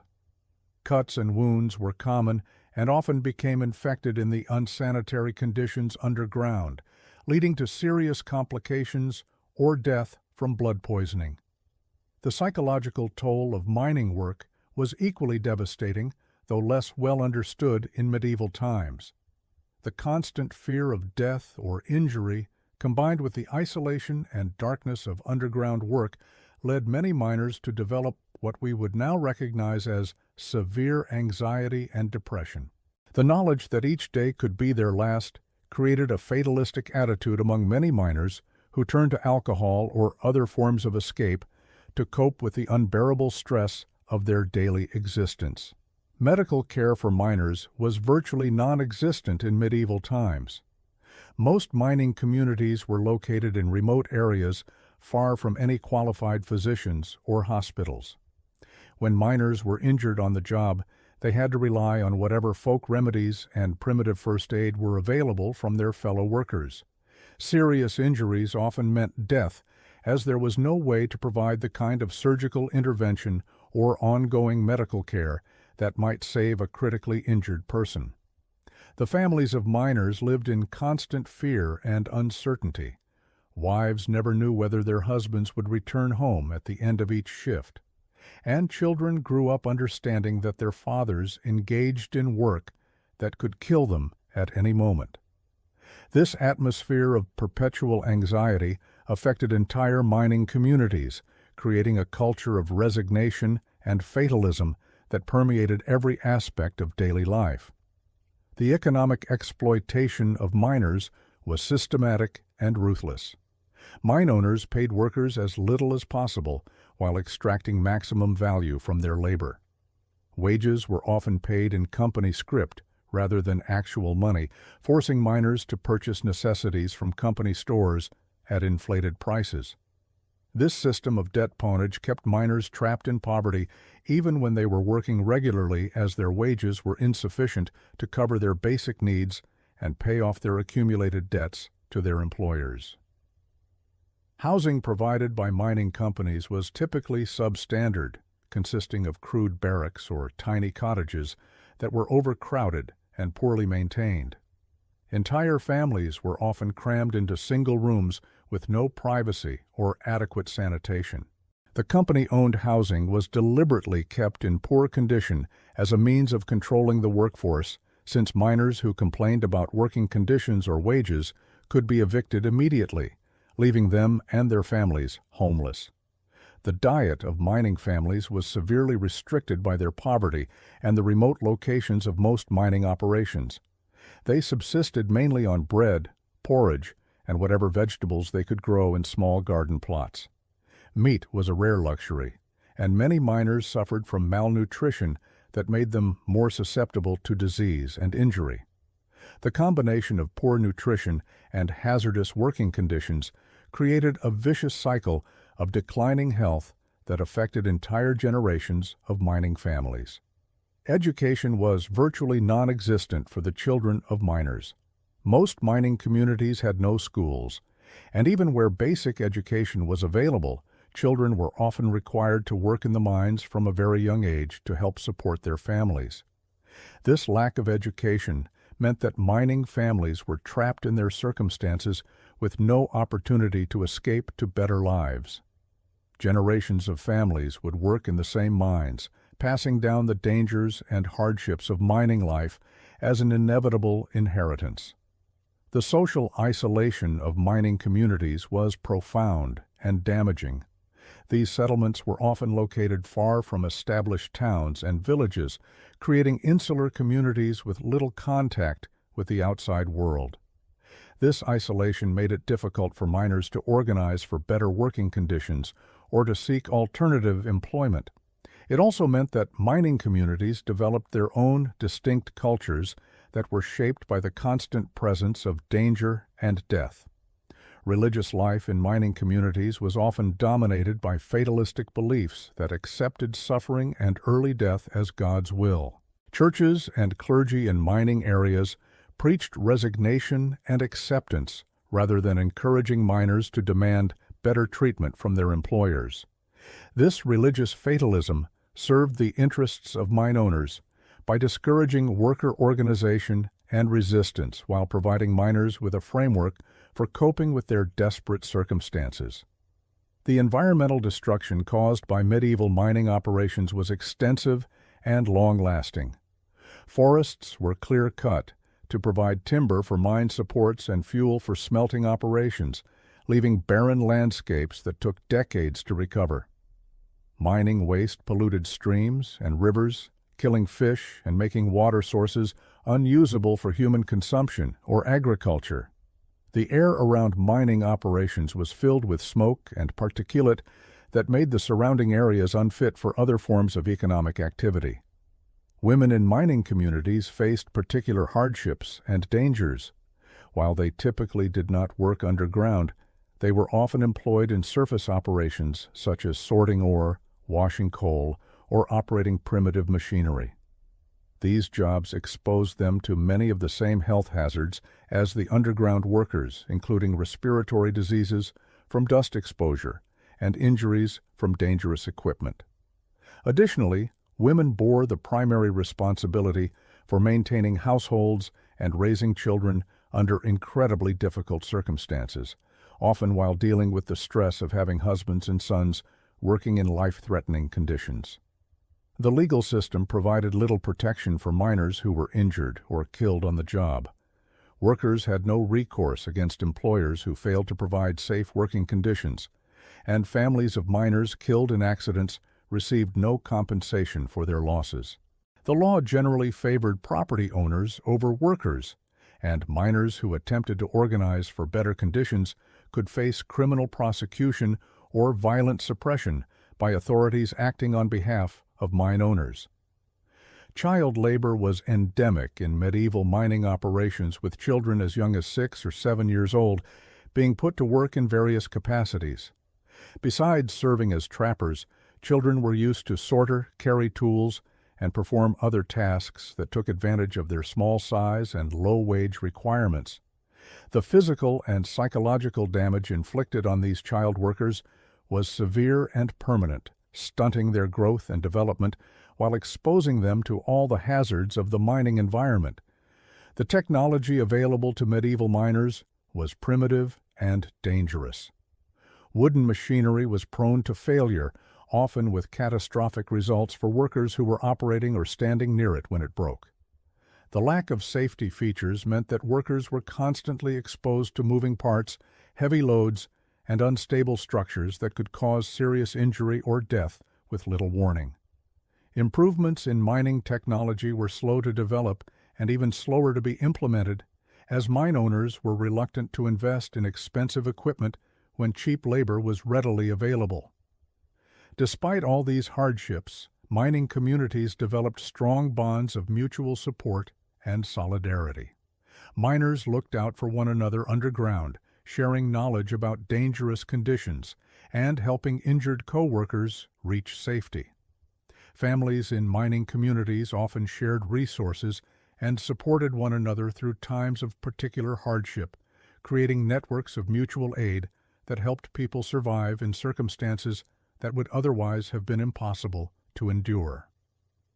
The cultural legacy of medieval mining communities was complex and enduring.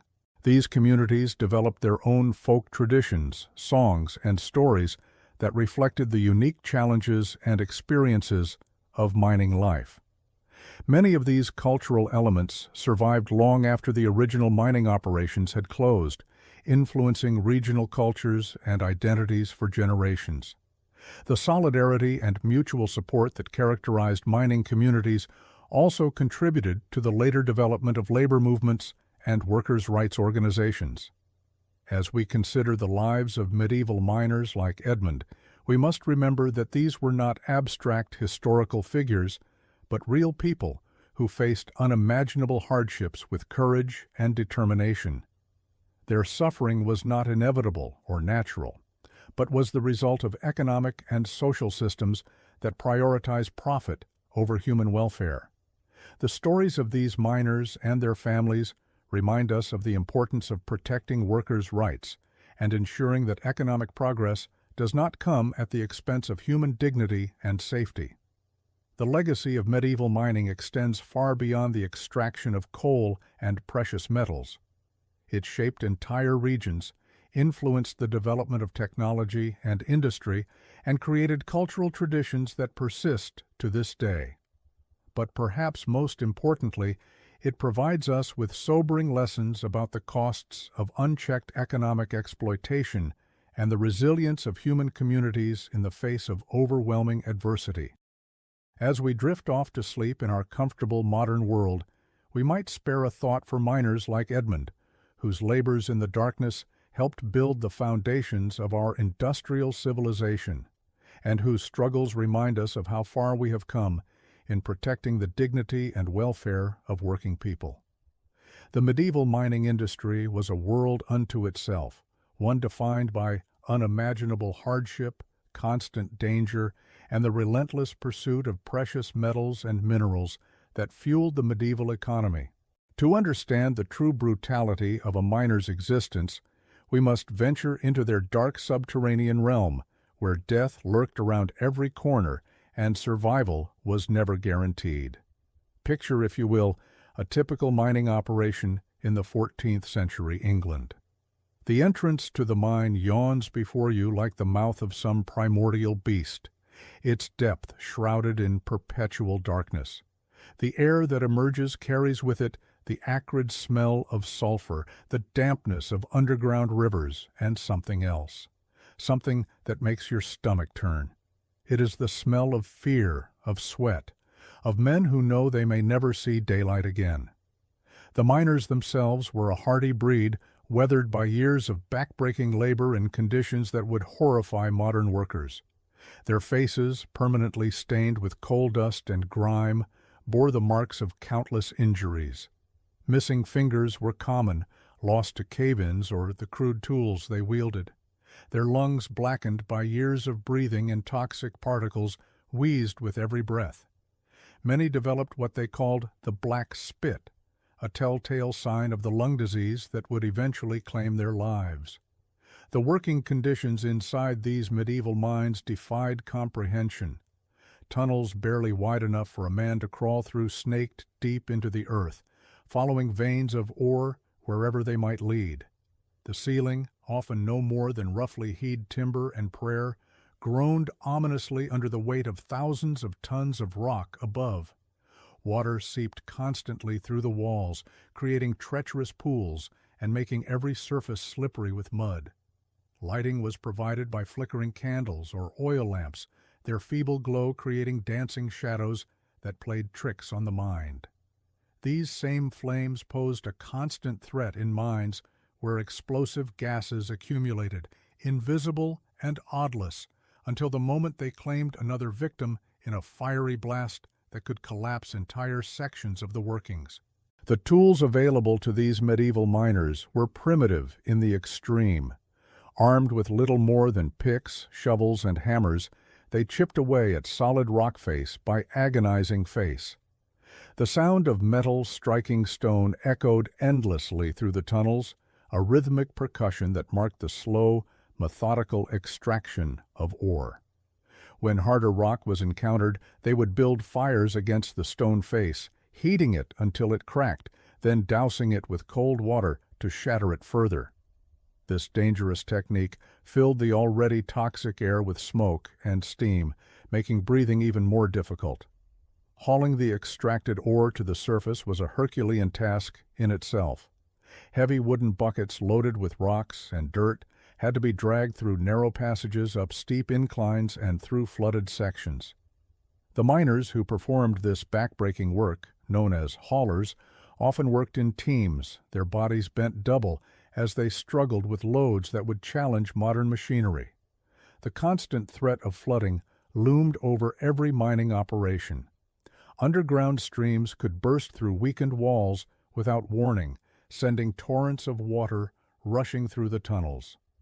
Many miners drowned in these sudden deluges, their bodies swept away by the current and never recovered. Those who survived such incidents often found themselves trapped for days, slowly dying of thirst and starvation in pockets of air that grew smaller with each passing hour. Cave-ins were perhaps the most feared hazard of all. The medieval understanding of engineering and structural support was rudimentary at best, and mine shafts were often inadequately braced. The weight of the earth above was a constant enemy, pressing down relentlessly, seeking any weakness in the supports. When timbers finally gave way, the collapse was instantaneous and merciless.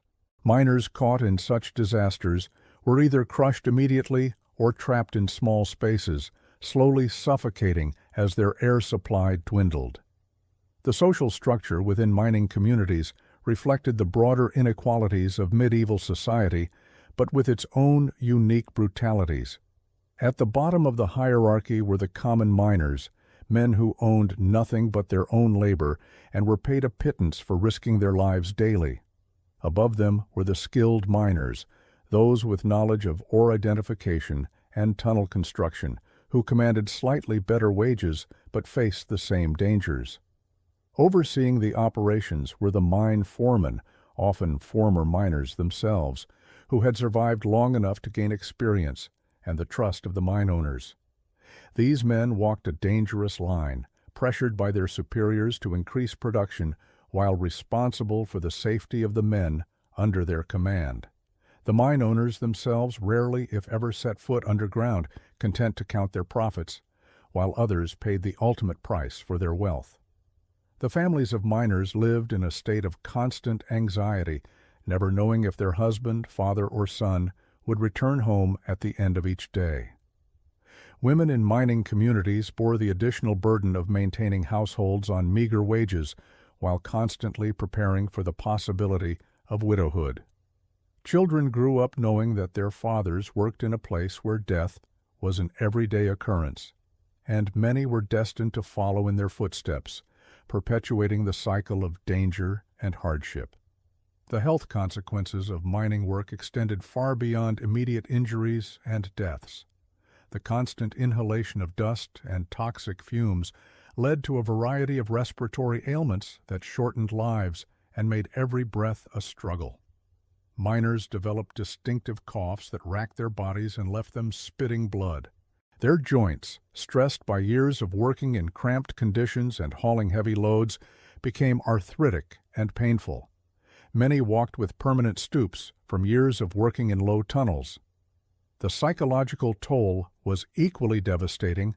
The constant darkness, the ever-present danger, and the claustrophobic conditions took their toll on the human spirit. Many miners developed what we might now recognize as symptoms of anxiety and depression. They jumped at sudden sounds, had difficulty sleeping, and often turned to alcohol as a means of coping with their daily terror. The economic realities of mining in medieval times created a vicious cycle of exploitation. Miners were typically paid by the amount of ore they extracted, creating pressure to work longer hours and take greater risks. Safety measures, such as they were, cost time and money that reduced productivity. Mine owners had little incentive to invest in better equipment or safer practices when miners were easily replaceable and had no legal recourse for injuries or deaths. The seasonal nature of some mining operations added another layer of hardship. Surface mining and quarrying could only be done when weather permitted, leaving miners without income during harsh winter months. Underground mining continued year-round, but access roads might become impossible, cutting off supplies and making rescue impossible in case of emergency.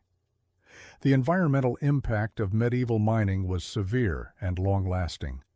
Entire hillsides were carved away in the search for ore, leaving barren landscapes that would take generations to recover. Streams and rivers were polluted with runoff from mining operations, killing fish and contaminating water supplies for miles downstream. The smoke from smelting operations filled the air with toxic fumes that poisoned both workers and nearby residents. Religious beliefs provided some comfort to miners, but also added to their burdens. The church taught that their suffering in this life would be rewarded in the next, encouraging acceptance of dangerous conditions rather than efforts to improve them. At the same time, miners were expected to contribute to the church despite their meager incomes, and time spent in religious observance was time not spent earning wages. The technology available to medieval miners was laughably inadequate for the tasks they faced. Ventilation systems consisted of little more than strategically placed holes that might or might not provide fresh air to the working areas. Pumping water from flooded mines required teams of men working in shifts to operate primitive hand pumps or bucket brigades. The lack of accurate surveying techniques meant that miners often worked blind, following ore veins without knowing where they led or what hazards lay ahead. Despite these overwhelming challenges, medieval miners developed a strong sense of camaraderie and mutual dependence. They knew that their survival often depended on their fellow workers, and bonds forged in the depths of the earth were stronger than those formed in the light of day. They developed their own customs, traditions, and even superstitions that helped them cope with the uncertainties of their profession. The legacy of medieval mining practices extended far beyond the Middle Ages, establishing patterns of exploitation and environmental destruction that would persist for centuries. The willingness of society to sacrifice the health and lives of workers for economic gain became deeply ingrained in industrial practices. The communities that grew up around mining operations often became trapped in cycles of poverty and dependence that lasted for generations. As we reflect on the harsh realities faced by medieval miners, we gain a deeper appreciation for the tremendous human cost of the metals and minerals that underpinned medieval civilization. Every piece of silver, every tool forged from iron, every building constructed with stone represented the sweat, blood, and often the lives of men who labored in darkness so that others might prosper in the light. Their story is one of human endurance in the face of unimaginable adversity, a testament to the strength of the human spirit even under the most brutal conditions. The medieval mining industry stands as a stark reminder of humanity's capacity for both remarkable achievement and callous indifference to human suffering. In understanding their struggles, we honor the memory of those who paid the ultimate price for the foundations of our modern world. The perilous descent, mining's most dangerous frontier. In the depths beneath the medieval estates where the wealthy lords collected their rents and the peasants worked their fields, lay an even darker world, one that claimed more lives per day than battlefield combat: the mines. Here, in these suffocating underground labyrinths, men like Thomas the Iron Seeker descended each morning, knowing that many would not see another sunset. Thomas had been working the iron mines of Yorkshire for 7 years, longer than most men lasted in this profession. His face bore the telltale signs of his trade, blackened creases around his eyes from the constant dust, a persistent cough that rattled his chest, and scars across his hands from countless encounters with sharp stone and jagged metal. At 28 he was considered an elder among the miners, though by any other measure he was still a young man. The descent into the mine began before dawn, when the air above ground still held the crisp promise of morning dew. Thomas would gather with his fellow miners at the mouth of the shaft, a gaping wound in the earth that seemed to exhale the very breath of hell itself. The wooden ladder that led down into the darkness was slick with moisture and worn smooth by thousands of desperate hands, seeking purchase in the dim light of flickering torches. As Thomas began his descent, the familiar weight of dread settled in his stomach. The ladder groaned under the collective weight of the men climbing down, its rung sometimes giving way without warning, sending miners plummeting into the abyss below. Those who survived such falls were often maimed beyond repair, their broken bodies hauled to the surface only to face a slow death from internal injuries that no medieval healer could mend. The air grew thicker as they descended, heavy with moisture, and the acrid smell of burning coal and human sweat. By the time Thomas reached the bottom, some 100 ft below ground, the torch flames barely flickered in the oxygen-starved atmosphere. The mine extended in multiple directions from this central shaft, a maze of tunnels carved out by generations of desperate men following veins of precious metal through solid rock. Water was perhaps the most immediate threat Thomas faced each day. The mines constantly flooded with groundwater, seeping through cracks in the stone walls and pooling in the lower tunnels. Primitive pumping systems operated by teams of men working in shifts fought a losing battle against the relentless infiltration. When these systems failed, as they often did, entire sections of the mine would flood within hours, trapping miners who had ventured too deep into the workings. Thomas had seen men swept away by sudden torrents of muddy water, their screams echoing through the tunnels as they were carried into the flooded depths. Others had been found days later, their bodies bloated and decomposing in stagnant pools, their families left to wonder whether they had drowned quickly or spent their final hours in terrified agony, clawing at stone walls in the pitch darkness. The tools available to medieval miners were crude and dangerous. Thomas carried a heavy iron pick, its wooden handle worn smooth by his calloused hands. The pick was his primary weapon against the unyielding rock face, but it was also a constant source of injury. The force required to break through stone often caused the pick to slip or rebound unexpectedly, resulting in deep gashes to arms and legs. Worse still, metal fragments from the pick itself would sometimes break off and embed themselves in a miner's flesh, leading to infections that could prove fatal. Fire was another ever-present danger in these underground chambers. The wooden support beams that held up the tunnel ceilings were dry and combustible, and the open flames of torches provided the only source of light. A single spark in the wrong place could ignite a conflagration that would race through the mine's passages faster than any man could run. Thomas had witnessed such fires, had seen men emerge from the tunnels with their hair and clothing ablaze, their skin hanging in charred strips from their bodies. But perhaps more terrifying than fire was the invisible killer that stalked every miner, the poisonous gases that accumulated in poorly ventilated shafts. These gases, which the miners called choke damp and fire damp, could strike without warning. A miner might be working normally one moment and collapse unconscious the next, his lungs filled with carbon monoxide or methane. Those who survived such exposure often suffered permanent damage to their minds and bodies, becoming vacant shells of their former selves. Thomas had learned to watch for the warning signs, the way candle flames would dim or change color, the sudden dizziness that preceded unconsciousness, the sweet smell that sometimes accompanied deadly gas leaks. But even with this knowledge, the gases remained largely unpredictable.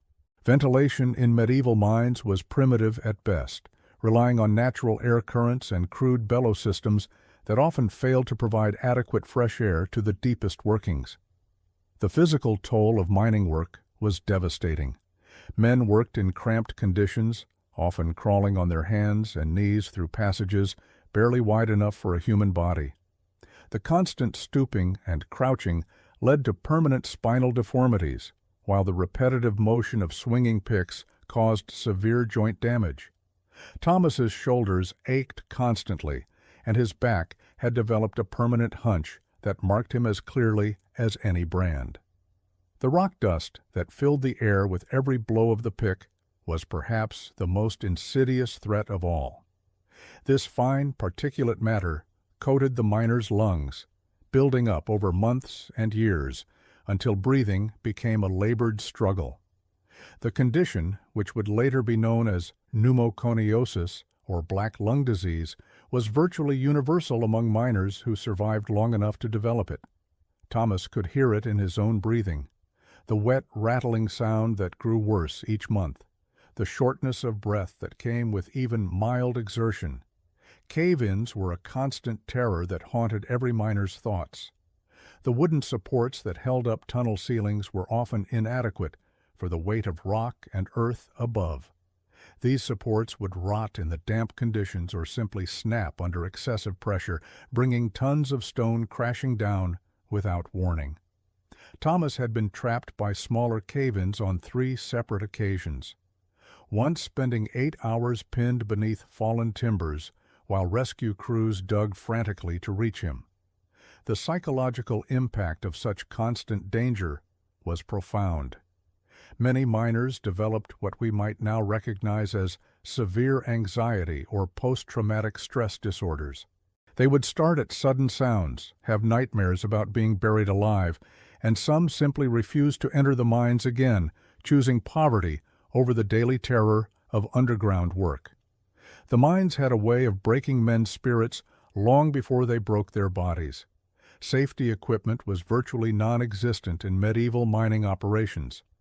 Miners worked without helmets, relying only on cloth caps that provided no protection against falling rocks. They had no safety ropes or harnesses when working near vertical shafts, no breathing apparatus to filter out deadly dust and gases, no protective eyewear to shield their vision from flying stone chips. A miner's only protection was his experience, his quick reflexes, and whatever divine providence might watch over him in the depths. The work schedule in medieval mines was brutal and unforgiving. Miners typically worked from dawn until dusk, with only brief breaks for mega meals. In winter, this meant descending into the earth in darkness and emerging in darkness, going weeks without seeing natural sunlight. The combination of long hours, dangerous conditions, and poor nutrition left miners exhausted and vulnerable to accidents. Many injuries occurred late in the day when fatigue clouded judgment and slowed reaction times. Medical care for injured miners was primitive and often ineffective. Minor cuts and bruises were treated with whatever folk remedies were available: herbs, pecuses, and prayers. More serious injuries often meant permanent disability or death. A broken leg in a mine collapse might heal crooked, leaving a man unable to work. Burns from mine fires frequently became infected, leading to slow, agonizing deaths from blood poisoning. The miners had no understanding of antiseptics or proper wound care, and many died from injuries that would be easily treatable today. The social isolation experienced by mining communities was particularly harsh. Mining settlements were often located in remote areas near the mineral deposits far from larger towns and cities. This isolation meant that miners and their families had little contact with the outside world and few opportunities for economic advancement or social mobility.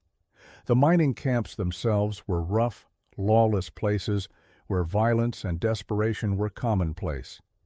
Women in mining communities faced their own set of challenges. While they typically did not work underground, they were responsible for maintaining households under extremely difficult conditions. They had to cope with the constant uncertainty of whether their husbands and sons would return home each evening. Many became widows at young ages, left to raise children in poverty with few options for support. Some women worked at the surface of mines, sorting ore or operating primitive washing equipment, exposing them to many of the same health hazards as the men below ground. Children in mining families often began working at very young ages, sometimes as early as 7 or 8 years old. They were used as trappers, sitting alone in dark tunnels for hours at a time, opening and closing ventilation doors as minecarts passed through. These children developed rickets from lack of sunlight, suffered from malnutrition, and often died from accidents or exposure to toxic gases. Education was virtually non-existent in mining communities, trapping families in cycles of poverty and dangerous work. The economic exploitation of miners was systematic and merciless. Mine owners paid workers in company script rather than real money, forcing them to purchase necessities at company stores that charged inflated prices. This system ensured that miners remained perpetually indebted to their employers, unable to leave even when conditions became unbearable. Miners who were injured on the job received no compensation and were simply replaced by desperate men willing to risk their lives for meager wages. The environmental destruction caused by medieval mining operations was extensive and long-lasting.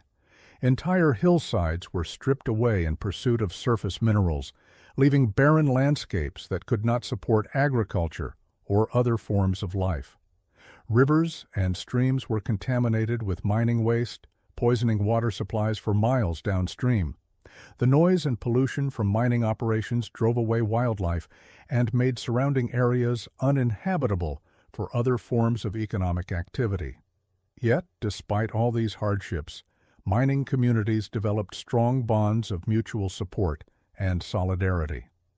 Miners looked out for one another in the dangerous underground environment, sharing food when times were hard and caring for the families of those who died in accidents. They developed their own cultural traditions, songs, and stories that helped them cope with the constant stress and danger of their work. These communities, forged in the crucible of shared suffering, often displayed remarkable resilience and loyalty. The legacy of medieval mining extends far beyond the extraction of precious metals and coal. These early mining operations established patterns of labor exploitation and environmental destruction that would persist for centuries. The techniques developed by medieval miners, crude as they were, laid the groundwork for the industrial mining operations that would follow. But perhaps most importantly, the suffering endured by these forgotten workers reminds us of the human cost behind the material prosperity that built medieval civilization. The miners like Thomas, who descended into the earth each day, were not heroes in the traditional sense. They were simply men trying to survive in a world that offered them few alternatives. Their courage was not the bold courage of knights and warriors, but the quiet, desperate courage of those who face death daily for the sake of their families. Their names are largely lost to history, but their sacrifice helped build the foundations of the world we know today.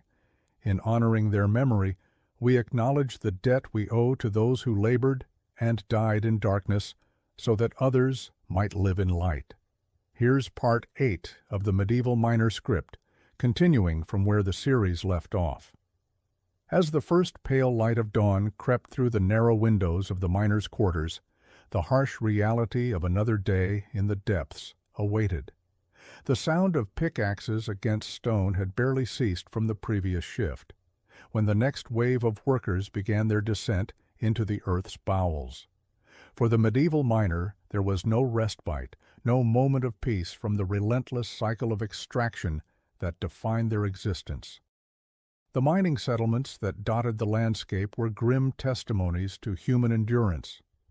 Built hastily around newly discovered veins of ore, these communities sprang up like mushrooms after rain, only to wither and die when the earth's treasures were exhausted. The miners and their families lived in ramshackle wooden structures that offered little protection from the elements. Entire families crowded into single rooms, sharing their meager space with rats, fleas, and the ever-present dampness that seemed to seep into their very bones. The social hierarchy within these mining communities was as rigid as the rock they carved. At the top sat the mine owners, wealthy merchants or nobles who rarely set foot in the settlements they controlled. Below them were the overseers, hard men who had clawed their way up from the ranks of common miners through brutality and cunning. These were the taskmasters who drove the workers ever deeper, ever harder, caring little for the human cost of their ambitions. The skilled miners formed a middle tier, men who had survived long enough to master the dangerous art of following veins and reading the subtle signs that warned of impending collapse. These weathered veterans commanded slightly better wages and a grudging respect from their peers. They knew which timber would hold and which would snap, could smell the dangerous gases before they became deadly, and possessed the hard-won wisdom that meant the difference between life and death in the underground labyrinth. Below them toiled the common laborers, men whose only qualification was the desperate need for work.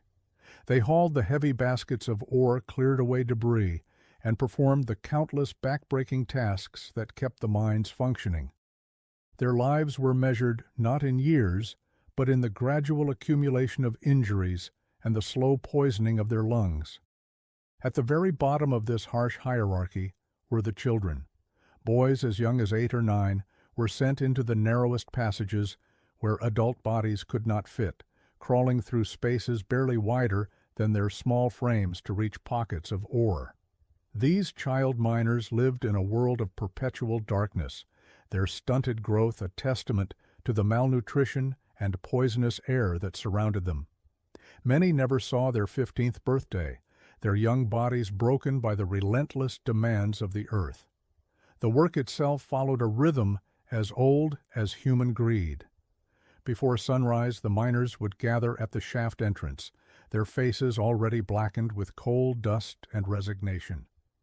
The descent into the mine was a journey into another realm, a place where the normal rules of human existence seemed suspended.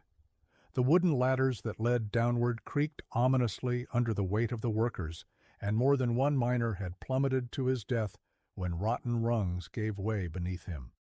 Once in the depths, the miners would light their small oil lamps or candles, creating pools of flickering illumination in the vast darkness. The air was thick and oppressive, heavy with moisture and the acrid smell of burning sulfur.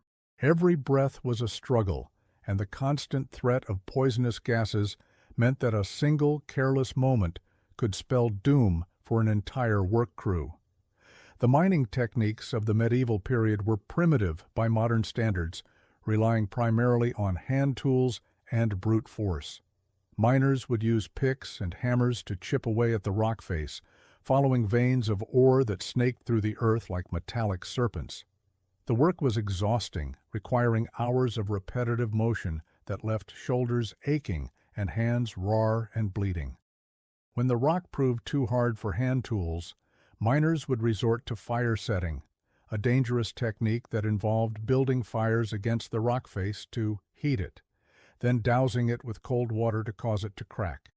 This method filled the already toxic air with additional smoke and fumes, creating conditions that would be considered lethal by any modern safety standard. The constant exposure to these noxious vapors left miners gasping and wheezing, their lungs slowly deteriorating with each passing day. The dreaded miner's cough became as much a part of their identity as the dirt under their fingernails, a constant reminder of the price they paid for the metal that enriched their masters. Water was another constant enemy in the medieval mine. Groundwater seeped through cracks in the rock, creating pools and streams that made footing treacherous and tools rust within days. The primitive drainage systems of the time could do little to combat the relentless intrusion of moisture, and many mines were simply abandoned when the water table rose too high. Miners often worked kneed in icy water, their feet developing painful sores and infections that never properly healed. The extraction of ore was only the beginning of the miner's ordeal. Once the precious metal was freed from the rock, it had to be transported to the surface through narrow winding passages. This backbreaking labor fell primarily to the younger miners and the occasional pack animal that could be coaxed into the depths. Heavy baskets of ore were strapped to their backs or loaded onto crude sledges that had to be dragged through the maze-like tunnels. The journey to the surface was fraught with danger. Tunnel collapses were an ever-present threat, and the weight of the ore made it difficult to move quickly when disaster struck. Many miners met their end, crushed beneath tons of rock and metal, their bodies becoming part of the very mines they had worked so desperately to empty. Above ground, the ore underwent processing that was scarcely less dangerous than its extraction. Primitive smelting furnaces belched toxic smoke into the air, creating clouds of lead and mercury vapor that poisoned entire communities. The workers who tended these furnaces lived abbreviated lives, their bodies slowly succumbing to heavy metal poisoning that manifested in tremors, madness, and eventual death. The economic structure of medieval mining was designed to extract maximum profit from human misery. Miners were typically paid by the amount of ore they produced, creating a vicious incentive to take ever greater risks in pursuit of better wages. This piece rate system meant that safety became a luxury that few could afford, as time spent on precautions was time not spent earning the meager coins that kept their families fed. Many miners found themselves trapped in a cycle of debt to their employers. The company store, a fixture of mining communities, sold essential supplies at inflated prices, often the only source of food and tools for miles around. Miners who fell behind on their payments found their wages garnished, creating a spiral of debt that could persist for generations. Entire families became bonded to the mines, their children destined to follow their fathers into the earth's depths with no hope of escape. The isolation of mining communities created a unique culture of solidarity and despair. Cut off from the outside world by distance and the stigma of their profession, miners developed their own customs and superstitions. They spoke in hushed tones of the spirits that supposedly inhabited the depths, malevolent entities that could cause tunnel collapses or led workers astray in the darkness. These beliefs served as both explanation and comfort in a world where death could strike without warning or apparent cause. Religious faith took on a particular intensity in the mining communities. Faced daily with the possibility of sudden death, miners clung to whatever spiritual comfort they could find. Makeshift shrines appeared in the tunnels, crude crosses carved into rock faces where fellow workers had perished. The patron saints of miners were invoked with desperate fervor, their protection sought against the countless dangers that lurked in every shadow. The impact of mining on the surrounding landscape was as devastating as its effect on human life. Entire forests were stripped bare to provide timber for mine supports and fuel for smelting furnaces. Rivers ran red with the runoff from processing operations, killing fish and poisoning the water supply for miles downstream. The very earth itself was scarred and pitted, left looking like a battlefield where humanity had waged war against nature itself. Women in mining communities faced their own particular hardships. While they were generally excluded from the underground work, they bore the burden of maintaining households under the most challenging conditions. With limited access to clean water and fresh food, they struggled to keep their families healthy while dealing with the constant anxiety of wondering whether their husbands and sons would return from the depths each day. Many women supplemented their family's income by taking in washing or mending for the miners, work that exposed them to the same toxic dusts and chemicals that plagued the men underground. Others worked in the surface operations, sorting ore and tending the furnaces, their health sacrificed to the same inexorable demands for production that consumed their male counterparts. The children of mining families knew no childhood as we would understand it. From the moment they could walk, they were put to work in whatever capacity their small bodies allowed. The lucky ones might tend to household chores or help with the ore sorting, but many found themselves descending into the mines before they had lost their milk teeth. Education was a luxury that few could afford, and literacy rates in mining communities were among the lowest in medieval society. Medical care in these isolated settlements was virtually non-existent. The few physicians who might venture into mining territory were often little more than charlatans, peddling useless remedies to desperate families. More commonly, miners relied on folk healers and the accumulated wisdom of their communities, treatments that were as likely to harm as to help. Serious injuries or illnesses were often seen as death sentences, and many miners simply worked until they collapsed, their bodies finally unable to endure another day in the depths.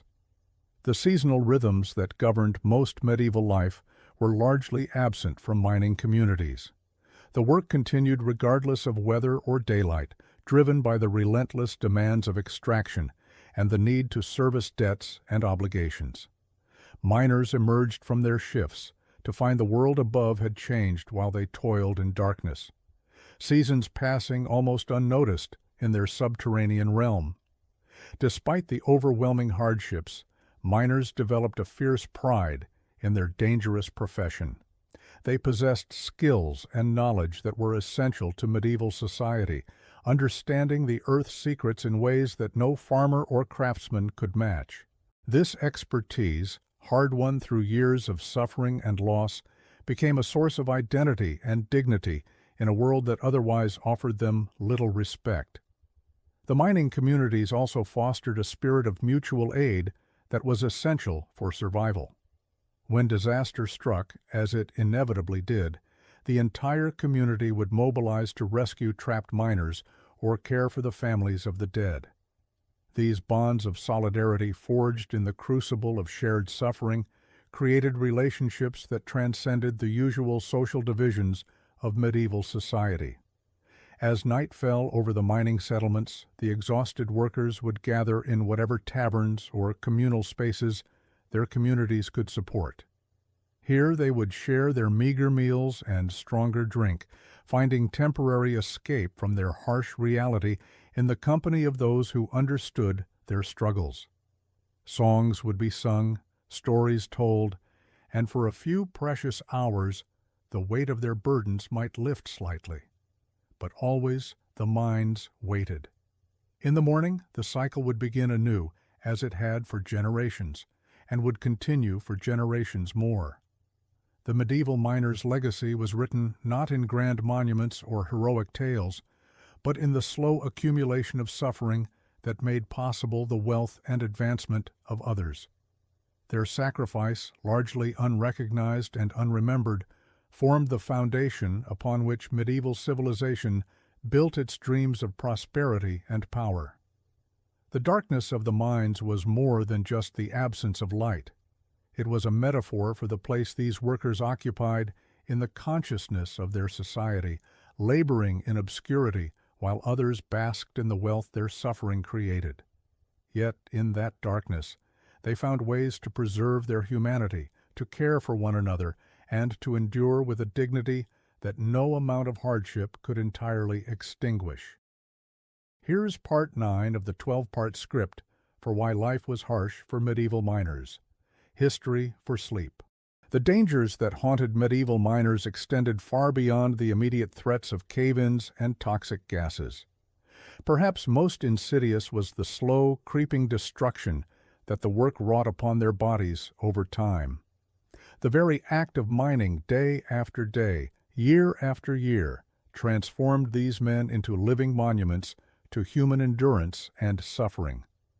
Consider the hands of a miner like Thomas, who had worked the copper mines of Wales for nearly 2 decades. His fingers, once nimble enough to craft small wooden toys for his children, had become gnarled and twisted, permanently stained green from the copper ore he handled daily. The metal had seeped so deeply into his skin that no amount of scrubbing could remove it. His fingernails had thickened and yellowed, split and cracked from countless encounters with rough stone and metal tools. Each finger bore the scars of cuts and burns, creating a roadmap of pain across his weathered hands. But it was not merely his hands that bore the marks of his profession. Thomas's back had curved into a permanent stoop from years of crawling through low tunnels and hunching over his work. His shoulders had rounded forward, creating a silhouette that immediately identified him as a man of the mines. When he walked through the village on market days, children would point and whisper about the bent man with the green fingers, not understanding that his deformity was the price of their community survival. The respiratory ailments that plagued miners were perhaps the most cruel of all afflictions. The dust that filled the air in every mine shaft was not merely an inconvenience, but a slow poison that accumulated in the lungs over time. Edmund, working alongside Thomas in those same Welsh mines, had developed what the miners called the black cough.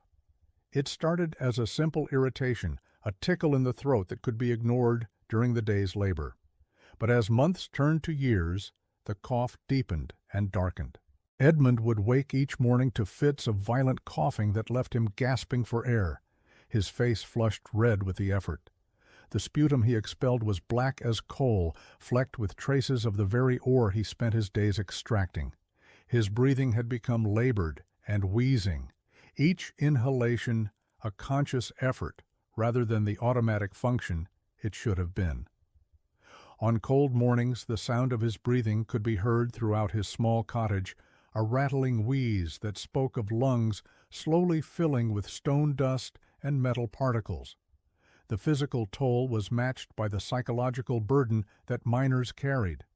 The constant awareness of mortality, the daily descent into what many considered the very bowels of the earth, created a unique form of mental anguish.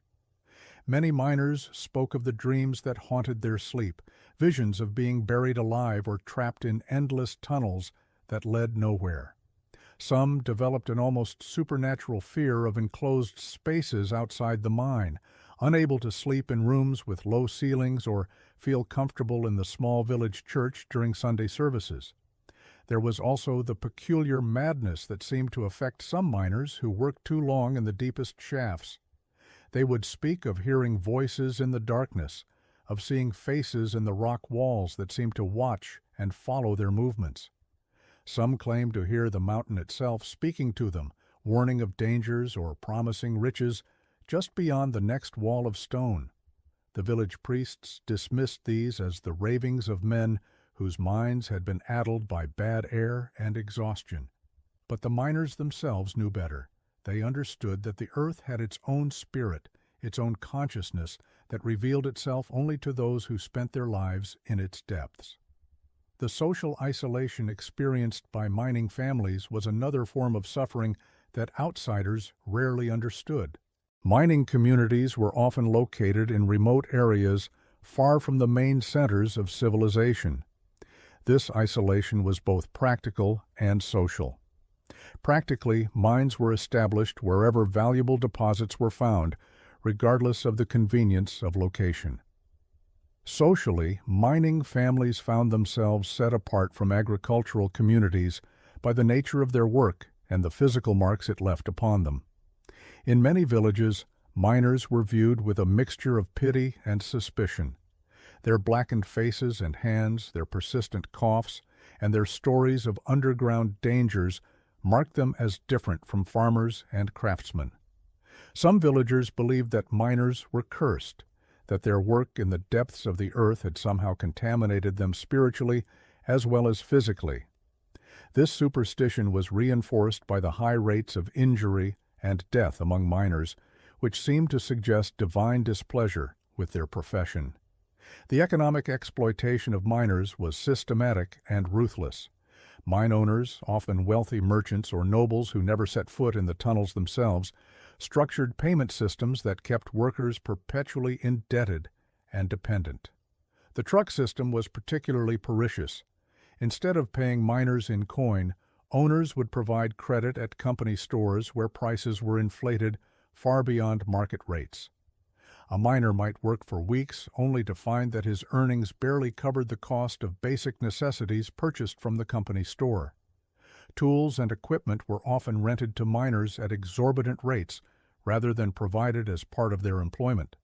A pickaxe or shovel that might cost a few pennies to manufacture would be rented for several times that amount over the course of a month. Candles, essential for working in the darkness, were sold at prices that consumed a significant portion of a miner's daily wage. Even the wooden supports used to shore up tunnel walls were charged to the miners, creating the perverse situation where workers had to pay for their own safety equipment.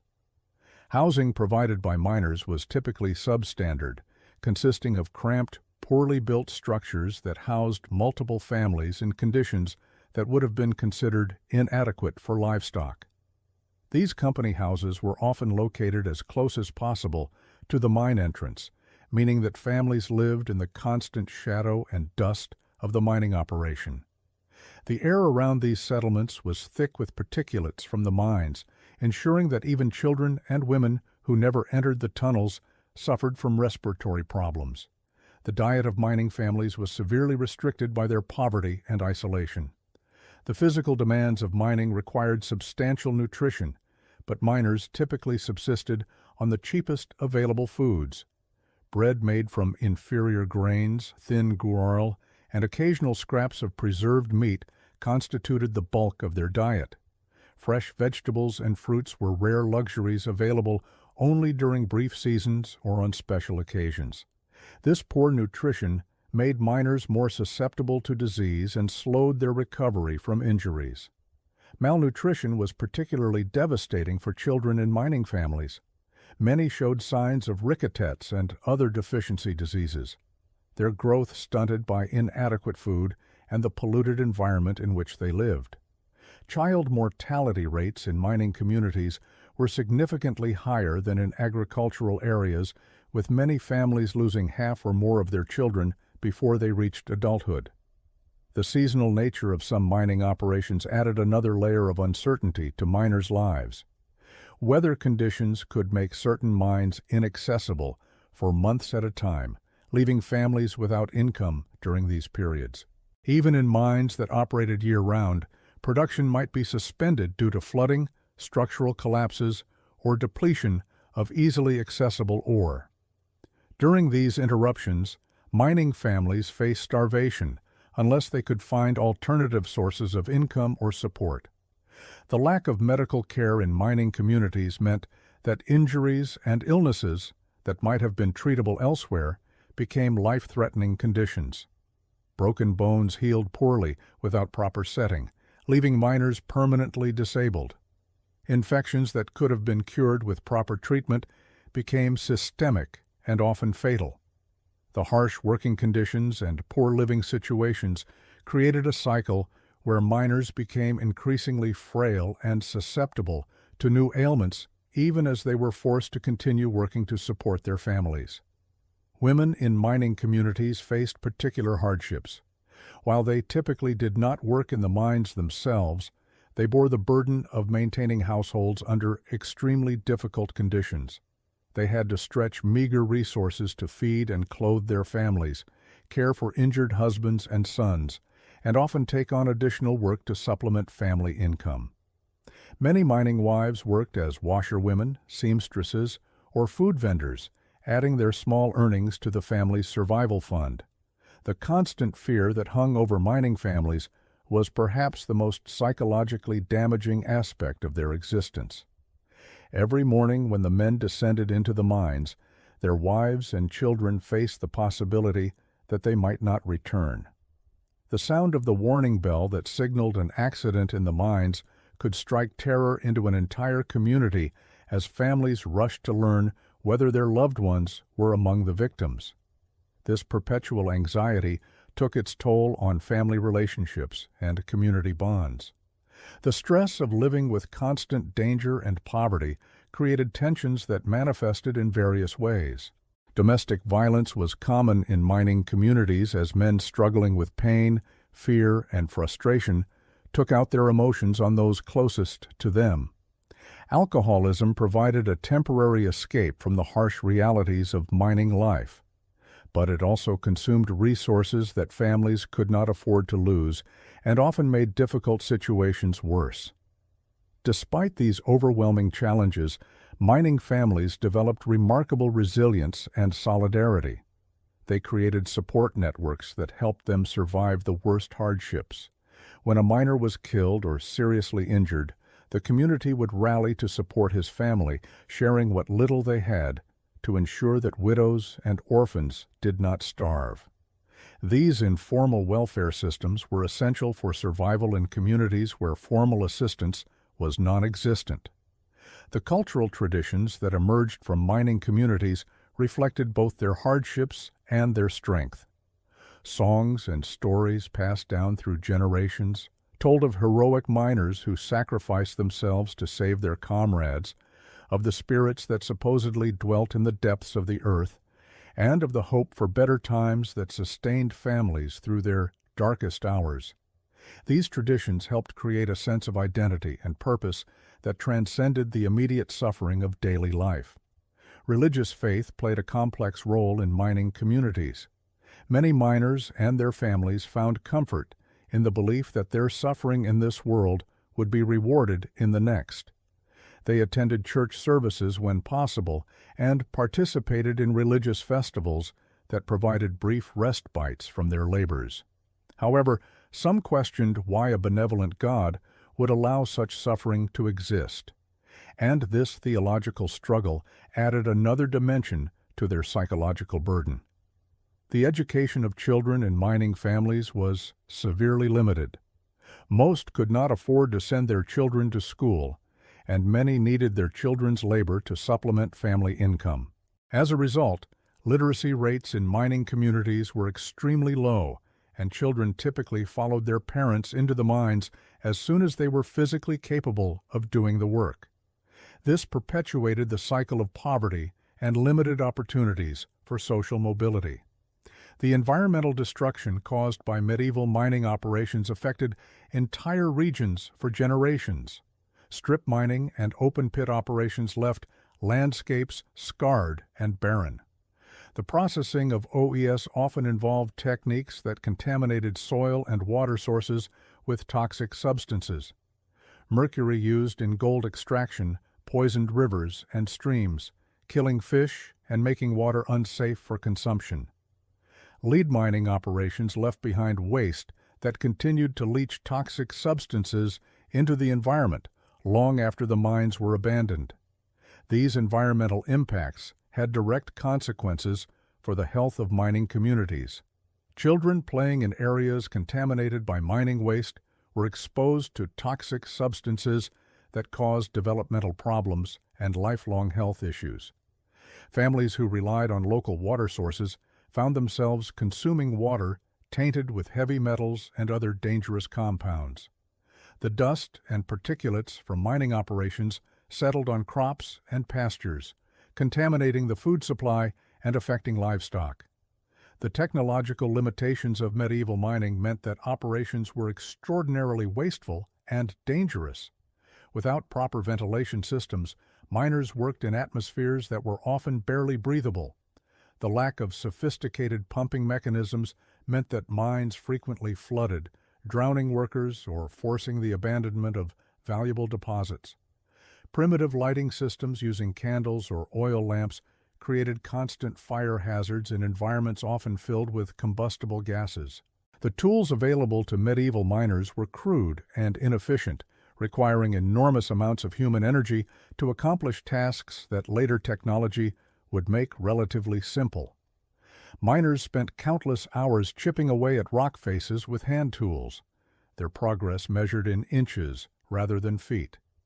The physical strain of this work was enormous, and the slow pace meant that miners had to spend long hours underground to extract meaningful quantities of ore.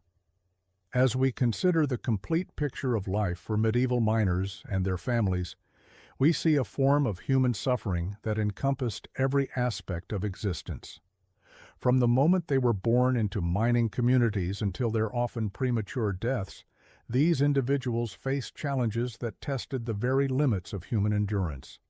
Their bodies were broken by dangerous work, their families impoverished by economic exploitation, their communities isolated from the broader world, and their environment poisoned by the very industry that provided their livelihood.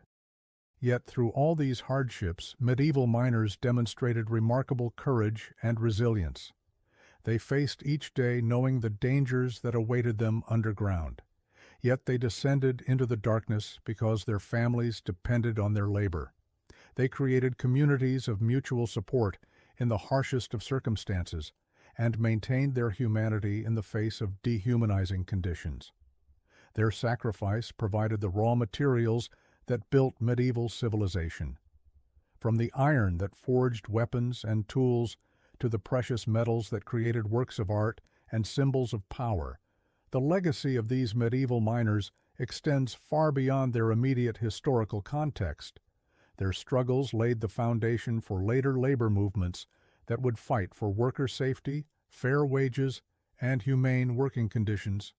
Their suffering helped demonstrate the need for regulation of dangerous industries and protection of vulnerable workers. Their resilience in the face of overwhelming adversity provides an enduring example of the human capacity to persevere through even the most difficult circumstances. As we drift towards sleep, we might reflect on how the comfortable conditions of our modern lives rest upon the sacrifices of countless individuals like Edmund and Thomas, who gave their health and often their lives to extract the materials that built our civilization. Their stories remind us that progress often comes at a tremendous human cost, and that we owe a debt of gratitude to those who paid that price on our behalf. Here is part 10 of the 12-part script for why life was harsh for medieval miners. History for sleep. As we have seen, medieval miners like Edmund and Thomas faced relentless hardships that would be unimaginable to us today. Their lives were defined by constant danger, grinding poverty, and the ever-present threat of death lurking in the dark tunnels beneath the earth. Yet even as they endured these brutal conditions, their labor was essential to the functioning of medieval society, providing the precious metals, coal, and stone that built cathedrals, minted coins, and heated the homes of the wealthy. The miner's world was one of perpetual darkness, where the only light came from flickering candles that could easily be extinguished by the slightest breeze or dangerous gas. These men descended into the bowels of the earth each morning, knowing they might never see daylight again. Cave-ins were a constant threat, with poorly supported tunnels collapsing without warning, crushing miners beneath tons of rock and earth. The sound of creaking timber was both a comfort and a terror, signaling that the supports were still holding, while simultaneously warning of their potential failure. Edmund had learned to read the signs of the mine like a sailor reads the sea, the subtle shifts in air pressure that might indicate dangerous gases accumulating in the deeper shafts. Miners learned to read the mine with their senses. They could tell when water was starting to leak in by the way moisture gathered on the tunnel walls. They knew the sound of wooden beams groaning under pressure, and when that sound meant a collapse might be close. These little signs, passed down from father to son and shared among workers, often meant the difference between life and death. Getting coal and metal out of the ground took hard, painful work with very simple tools. Miners used iron picks, wooden shovels, and often just their bare hands to dig through rock and soil.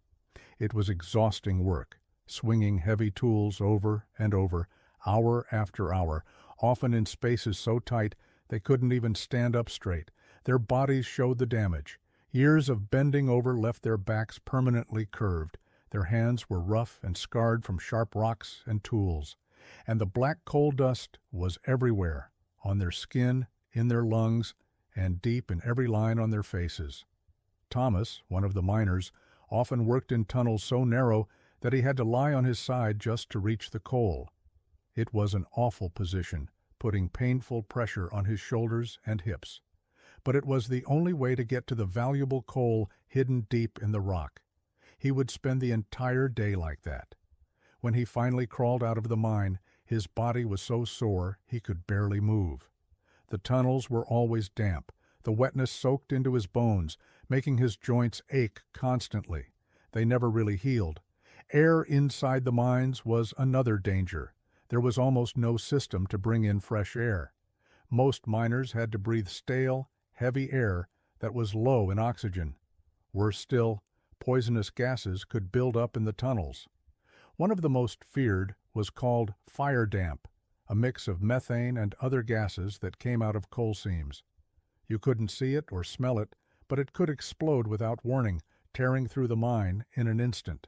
Miners in medieval times found rough and simple ways to detect dangerous gases. Though the use of canary birds was not yet common, they were sometimes kept in cages underground. If the bird became sick or died, it was a sign that the air was unsafe. More often, miners watched the flames of their candles closely.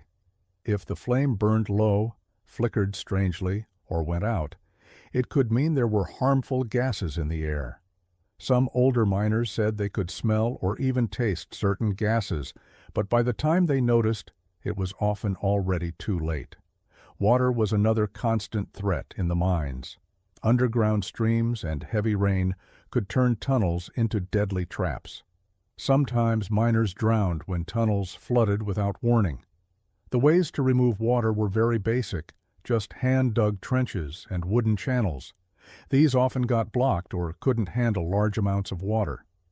During storms or floods, water could fill the mine so fast that workers couldn't escape.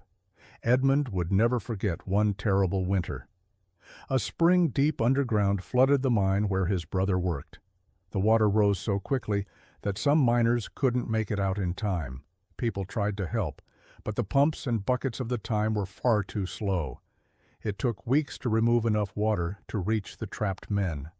By then, all that was left were their lifeless bodies, a haunting reminder of how dangerous the mines could be. Life in mining villages showed just how hard things were. Skilled miners earned more respect and slightly better pay, but even they lived very difficult lives. Young boys, called apprentices, were often just 10 or 12 years old when they started. They worked for very little and were given the most physically demanding or dangerous jobs that needed smaller bodies, like crawling into tight spaces or helping with the flow of air in the mine. The mortality rate among these young apprentices was horrifically high. Mining families lived in small, cramped houses near the mine entrances, their lives revolving entirely around the rhythms of underground work. Women in these communities faced their own hardships, often working as coal washers or sorters, while managing households and raising children who might never live to see adulthood. The constant anxiety of wondering whether their husbands and sons would return safely from each shift took a tremendous psychological toll on these families. The economic exploitation of miners was systematic and ruthless. Most miners were bound to their lords through various forms of feudal obligation, meaning they could not simply leave to seek better conditions elsewhere. They were paid in company tokens that could only be used at company stores where prices were inflated and quality was poor. This system, known as the truck system, ensured that miners remained in perpetual debt to their employers, unable to accumulate enough resources to escape their circumstances. Medical care for miners was virtually non-existent. Injuries sustained in the mines were often treated with folk remedies or left to heal on their own. The constant inhalation of coal dust and other particulate led to what we now know as pneumoconiosis, or black lung disease.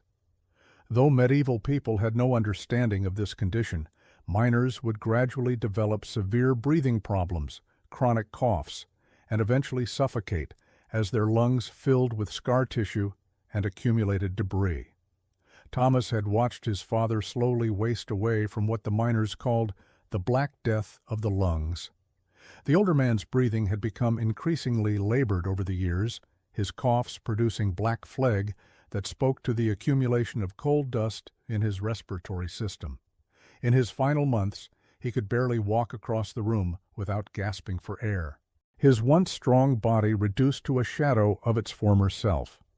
There was no treatment available, no relief from the suffering that was simply accepted as the inevitable fate of those who spent their lives underground. The psychological impact of mining life was perhaps as devastating as the physical toll. The constant threat of death, the claustrophobic working conditions, and the grinding poverty created a sense of hopelessness that pervaded mining communities. Many miners turned to alcohol as their only escape from the harsh realities of their existence. Though this often led to additional problems, including domestic violence and further impoverishment. Despite these overwhelming hardships, mining communities developed strong bonds of solidarity and mutual support. Miners looked out for one another in the dangerous underground environment, sharing knowledge about safe practices and warning each other of potential hazards. When tragedy struck and a miner was killed or injured, the community would rally to support his family, though their own limited resources meant this assistance was often insufficient. Religious faith provided some comfort to these suffering communities, though it was often mixed with superstition and folklore. Miners developed elaborate rituals and beliefs designed to protect them from the dangers of their work.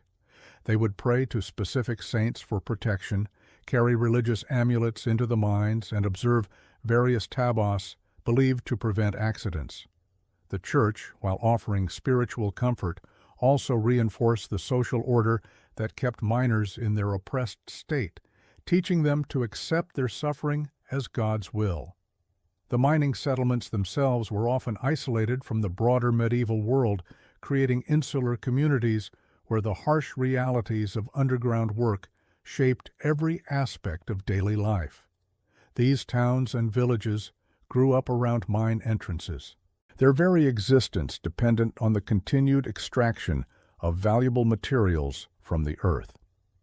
The landscape around these settlements bore the scars of mining activity, with slag heaps, polluted streams, and denuded hillsides, creating an environment of environmental degradation.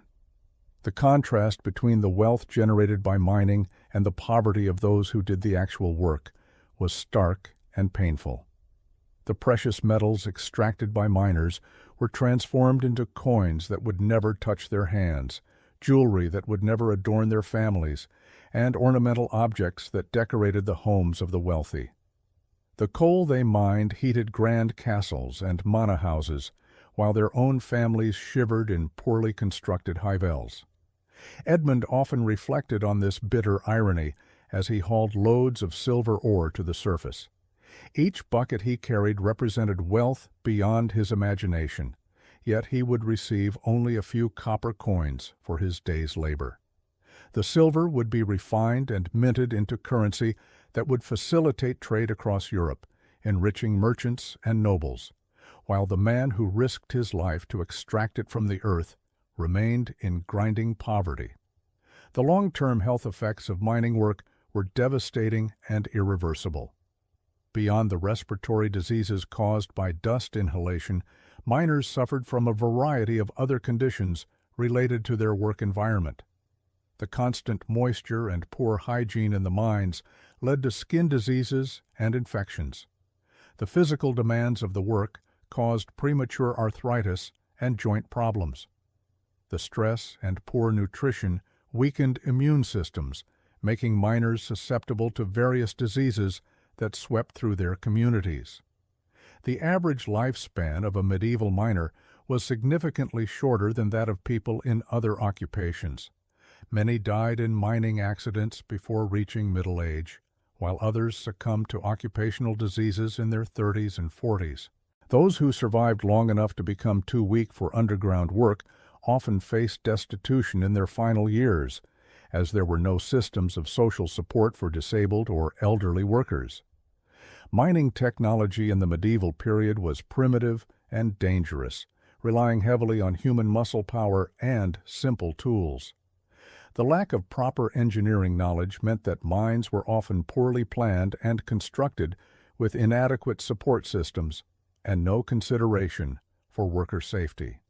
Ventilation systems were crude and ineffective. Lighting was provided by open flames that posed constant fire and explosion risks, and drainage relied on manual labor and gravity rather than mechanical pumps. The seasonal nature of some mining work added another layer of uncertainty to miners' lives. Weather conditions could make certain types of mining impossible, leaving workers without income for extended periods. Spring floods might close mines for weeks or months, while winter conditions could make transportation of materials impossible. These seasonal interruptions meant that mining families had to survive on irregular income, making their already precarious economic situation even more unstable. The social stigma associated with mining work further marginalized these communities. Miners were often viewed with suspicion and disdain by other members of medieval society, seen as dirty, dangerous, and somehow less than human. This prejudice was reinforced by their physical appearance, as the coal dust and grime of their work marked them as belonging to the lowest social class. Even when they left the mines, their scarred hands, bent backs, and persistent coughs identified them as miners, subjecting them to discrimination and exclusion. As the medieval period progressed and demand for coal and metals increased, the pressure on miners to produce more intensified. Longer working hours, deeper mines, and more dangerous extraction methods became the norm as lords and mining companies sought to maximize their profits. The already harsh conditions faced by miners deteriorated further with safety considerations sacrificed in the pursuit of greater productivity and wealth. The wives and children of miners faced their own unique hardships, living in constant fear for the safety of their loved ones while struggling to maintain households on meager and irregular incomes. Mining widows were common figures in these communities. Left to raise children alone with no source of support, many were forced into desperate situations, begging for charity or turning to prostitution to survive after losing their primary breadwinner to a mining accident or occupational disease. The environmental impact of medieval mining was severe and long-lasting, though not understood at the time. The techniques used to extract coal and ore contaminated water sources, destroyed vegetation, and left the landscape scarred and polluted. Mining communities were often surrounded by toxic waste and polluted air, contributing to the poor health of residents and making agriculture difficult or impossible in surrounding areas. Despite the overwhelming hardships they faced, medieval miners developed a rich culture of resistance and solidarity that helped them endure their harsh circumstances. Songs, stories, and folklore specific to mining communities provided emotional outlet and cultural identity. These traditions often contain subtle criticisms of the social order and expressions of hope for better conditions, serving as a form of psychological resistance to their oppression. The knowledge and skills required for mining were passed down through generations, creating dynasties of mining families who had little choice but to continue in the dangerous profession. This accumulated wisdom about underground work, while valuable for survival, also trapped families in cycles of poverty and danger, from which escape was nearly impossible. Sons followed fathers into the mines, not out of choice, but out of necessity, perpetuating the suffering across generations. The contrast between the romantic image of mining in popular culture and the brutal reality faced by medieval miners could not be more stark. While stories and songs might celebrate the bravery and skill of those who worked underground, the daily experience was one of fear, pain, and gradual physical destruction. The miners themselves understood this contrast all too well, often expressing bitter irony about the gap between their perceived importance and their actual treatment by society. As we reflect on the lives of Edmund, Thomas, and countless other medieval miners whose names have been lost to history, we must remember that their suffering was not merely an unfortunate byproduct of primitive technology or economic necessity. It was the result of a social system that valued the extraction of wealth over human life, that treated workers as expendable resources rather than as human beings deserving of dignity and protection. The legacy of these forgotten miners lives on in the metals that still adorn our museums, the coal that powered early industrial development, and the underground infrastructure that laid the foundation for modern mining techniques. Their sacrifice, largely unrecognized and unrewarded in their own time, contributed to the economic development that would eventually lead to improved working conditions and labor protections for future generations of miners. The harsh reality of medieval mining life serves as a powerful reminder of how far we have come in terms of worker safety, labor rights, and social protections. The dangers that Edmund and Thomas face daily as unavoidable facts of life are now largely preventable through modern technology, safety regulations, and medical knowledge.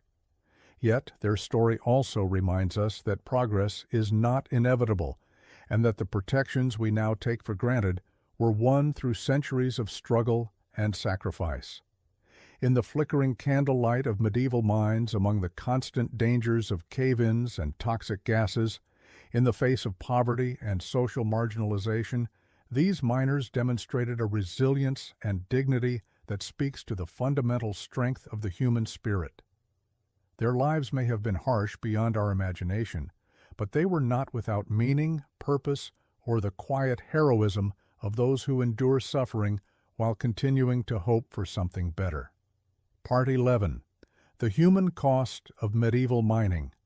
As the first pale light of dawn crept through the narrow openings of the mine shaft, Thomas felt the familiar ache in his chest, a deep burning sensation that had grown worse with each passing season underground.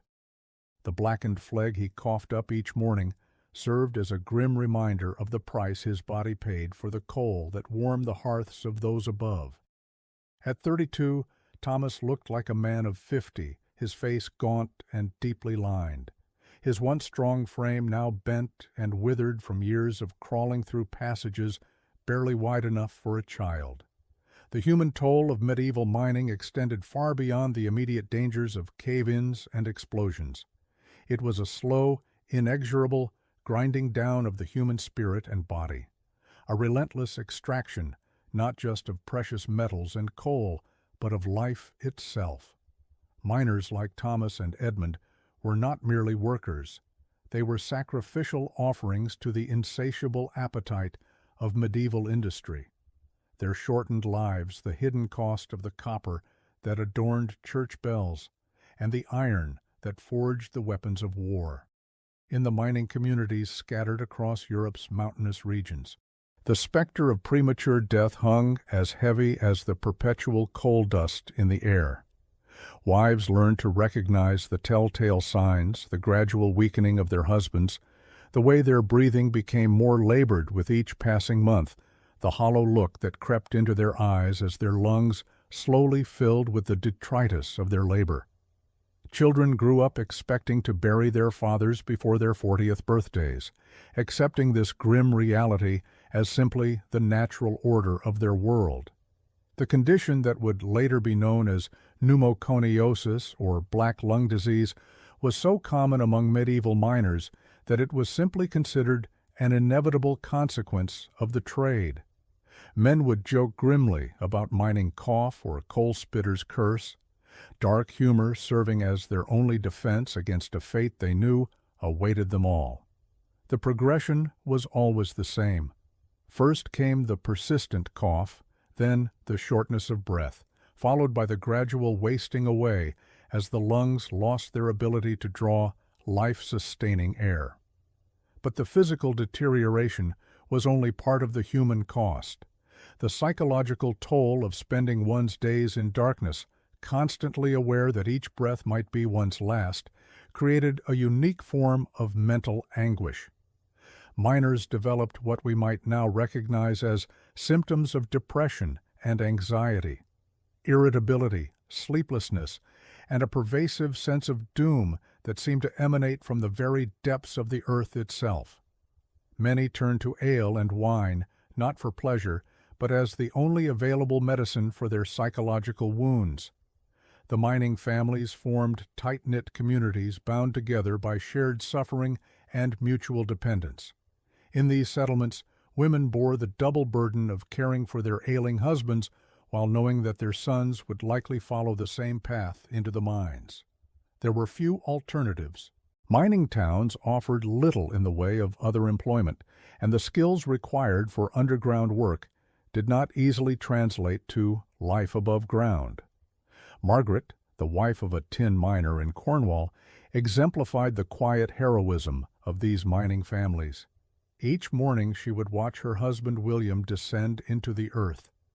Never certain he would return, she learned to read the signs of mine accidents, the sudden cessation of sounds from below, the panicked shouts of the surface workers, the grim-faced emergence of survivors who had left their comrades buried beneath tons of rock. When William finally succumbed to lung disease at the age of 38, Margaret was left to raise their 4 children alone, knowing that her eldest son would soon take his father's place in the depths. The children of mining families aged quickly, their innocence stolen by the harsh realities of their environment. They learned early that their father's work was dangerous and that death was a constant companion. Many began working in the mines themselves as young as 8 or 9 years old, initially performing simple tasks like carrying messages or sorting ore, but gradually taking on more dangerous responsibilities as they grew older. These child laborers were particularly vulnerable to the various hazards of mining.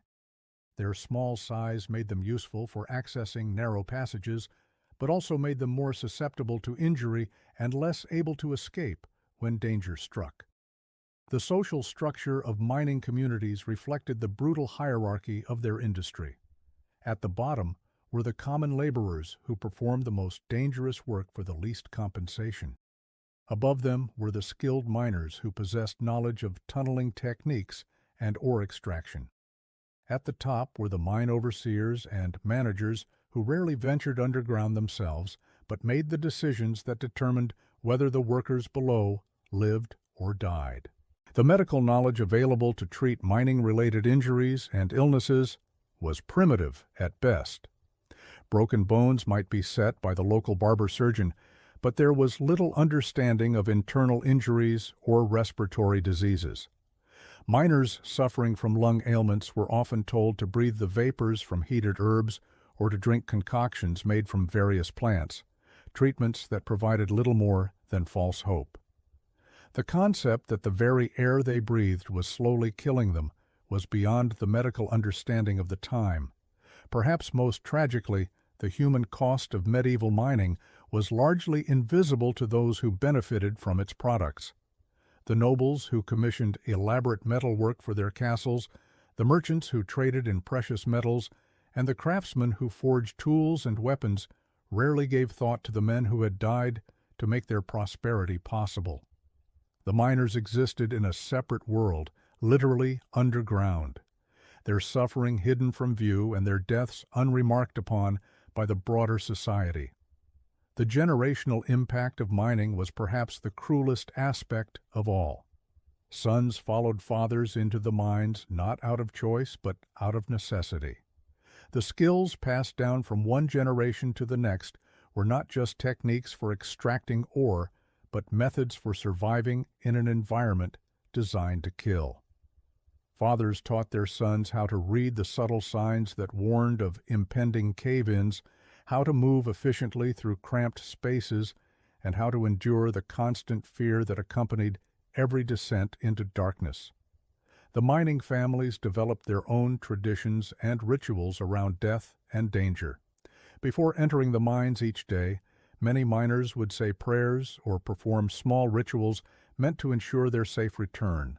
Wives would light candles in windows, creating beacons to guide their husbands home from the underworld. When a miner died, the entire community would gather to mourn, knowing that they were not just grieving for one man, but confronting their own inevitable fate. The economic exploitation inherent in medieval mining meant that the human cost was borne entirely by those least able to afford it. The profits flowed upward to mine owners and investors, while the miners themselves received barely enough compensation to survive. This created a vicious cycle where families remained trapped in mining communities, unable to accumulate enough resources to escape to better opportunities elsewhere. The isolation of many mining communities compounded their suffering. Located in remote mountain regions or deep forests, these settlements were often cut off from the broader world for months at a time. This isolation meant that when disasters struck, whether mining accidents, disease outbreaks, or economic downturns, the communities had little outside support to fall back upon. They were forced to be entirely self-reliant, developing their own methods for dealing with tragedy and loss. As we drift towards sleep, let us remember Thomas and Edmund, Margaret and William, and the countless other forgotten souls who paid the ultimate price for medieval civilization's hunger for the earth's treasures. Their lives, though brief and filled with suffering, were not without meaning. In their quiet endurance, their fierce love for their families, and their stubborn refusal to surrender hope, even in the face of certain doom, they embodied the very best of the human spirit. They remind us that progress often comes at a cost that is borne not by those who benefit most, but by those who have the least choice in the matter. Their legacy lives on not in the gold and silver they extracted, but in their example of courage in the face of impossible odds, and in the reminder that behind every human achievement lie human sacrifices that must never be forgotten. Tonight, we've taken a quiet journey into the lives of medieval miners, people who faced danger every single day just to survive. They worked deep underground in coal mines and stone quarries where the air was heavy, the work was exhausting, and the risks were always near. Their pay was small, and their health often suffered. Accidents, cave-ins, and deadly illnesses were part of their world. And yet, in the middle of all this hardship, they kept going.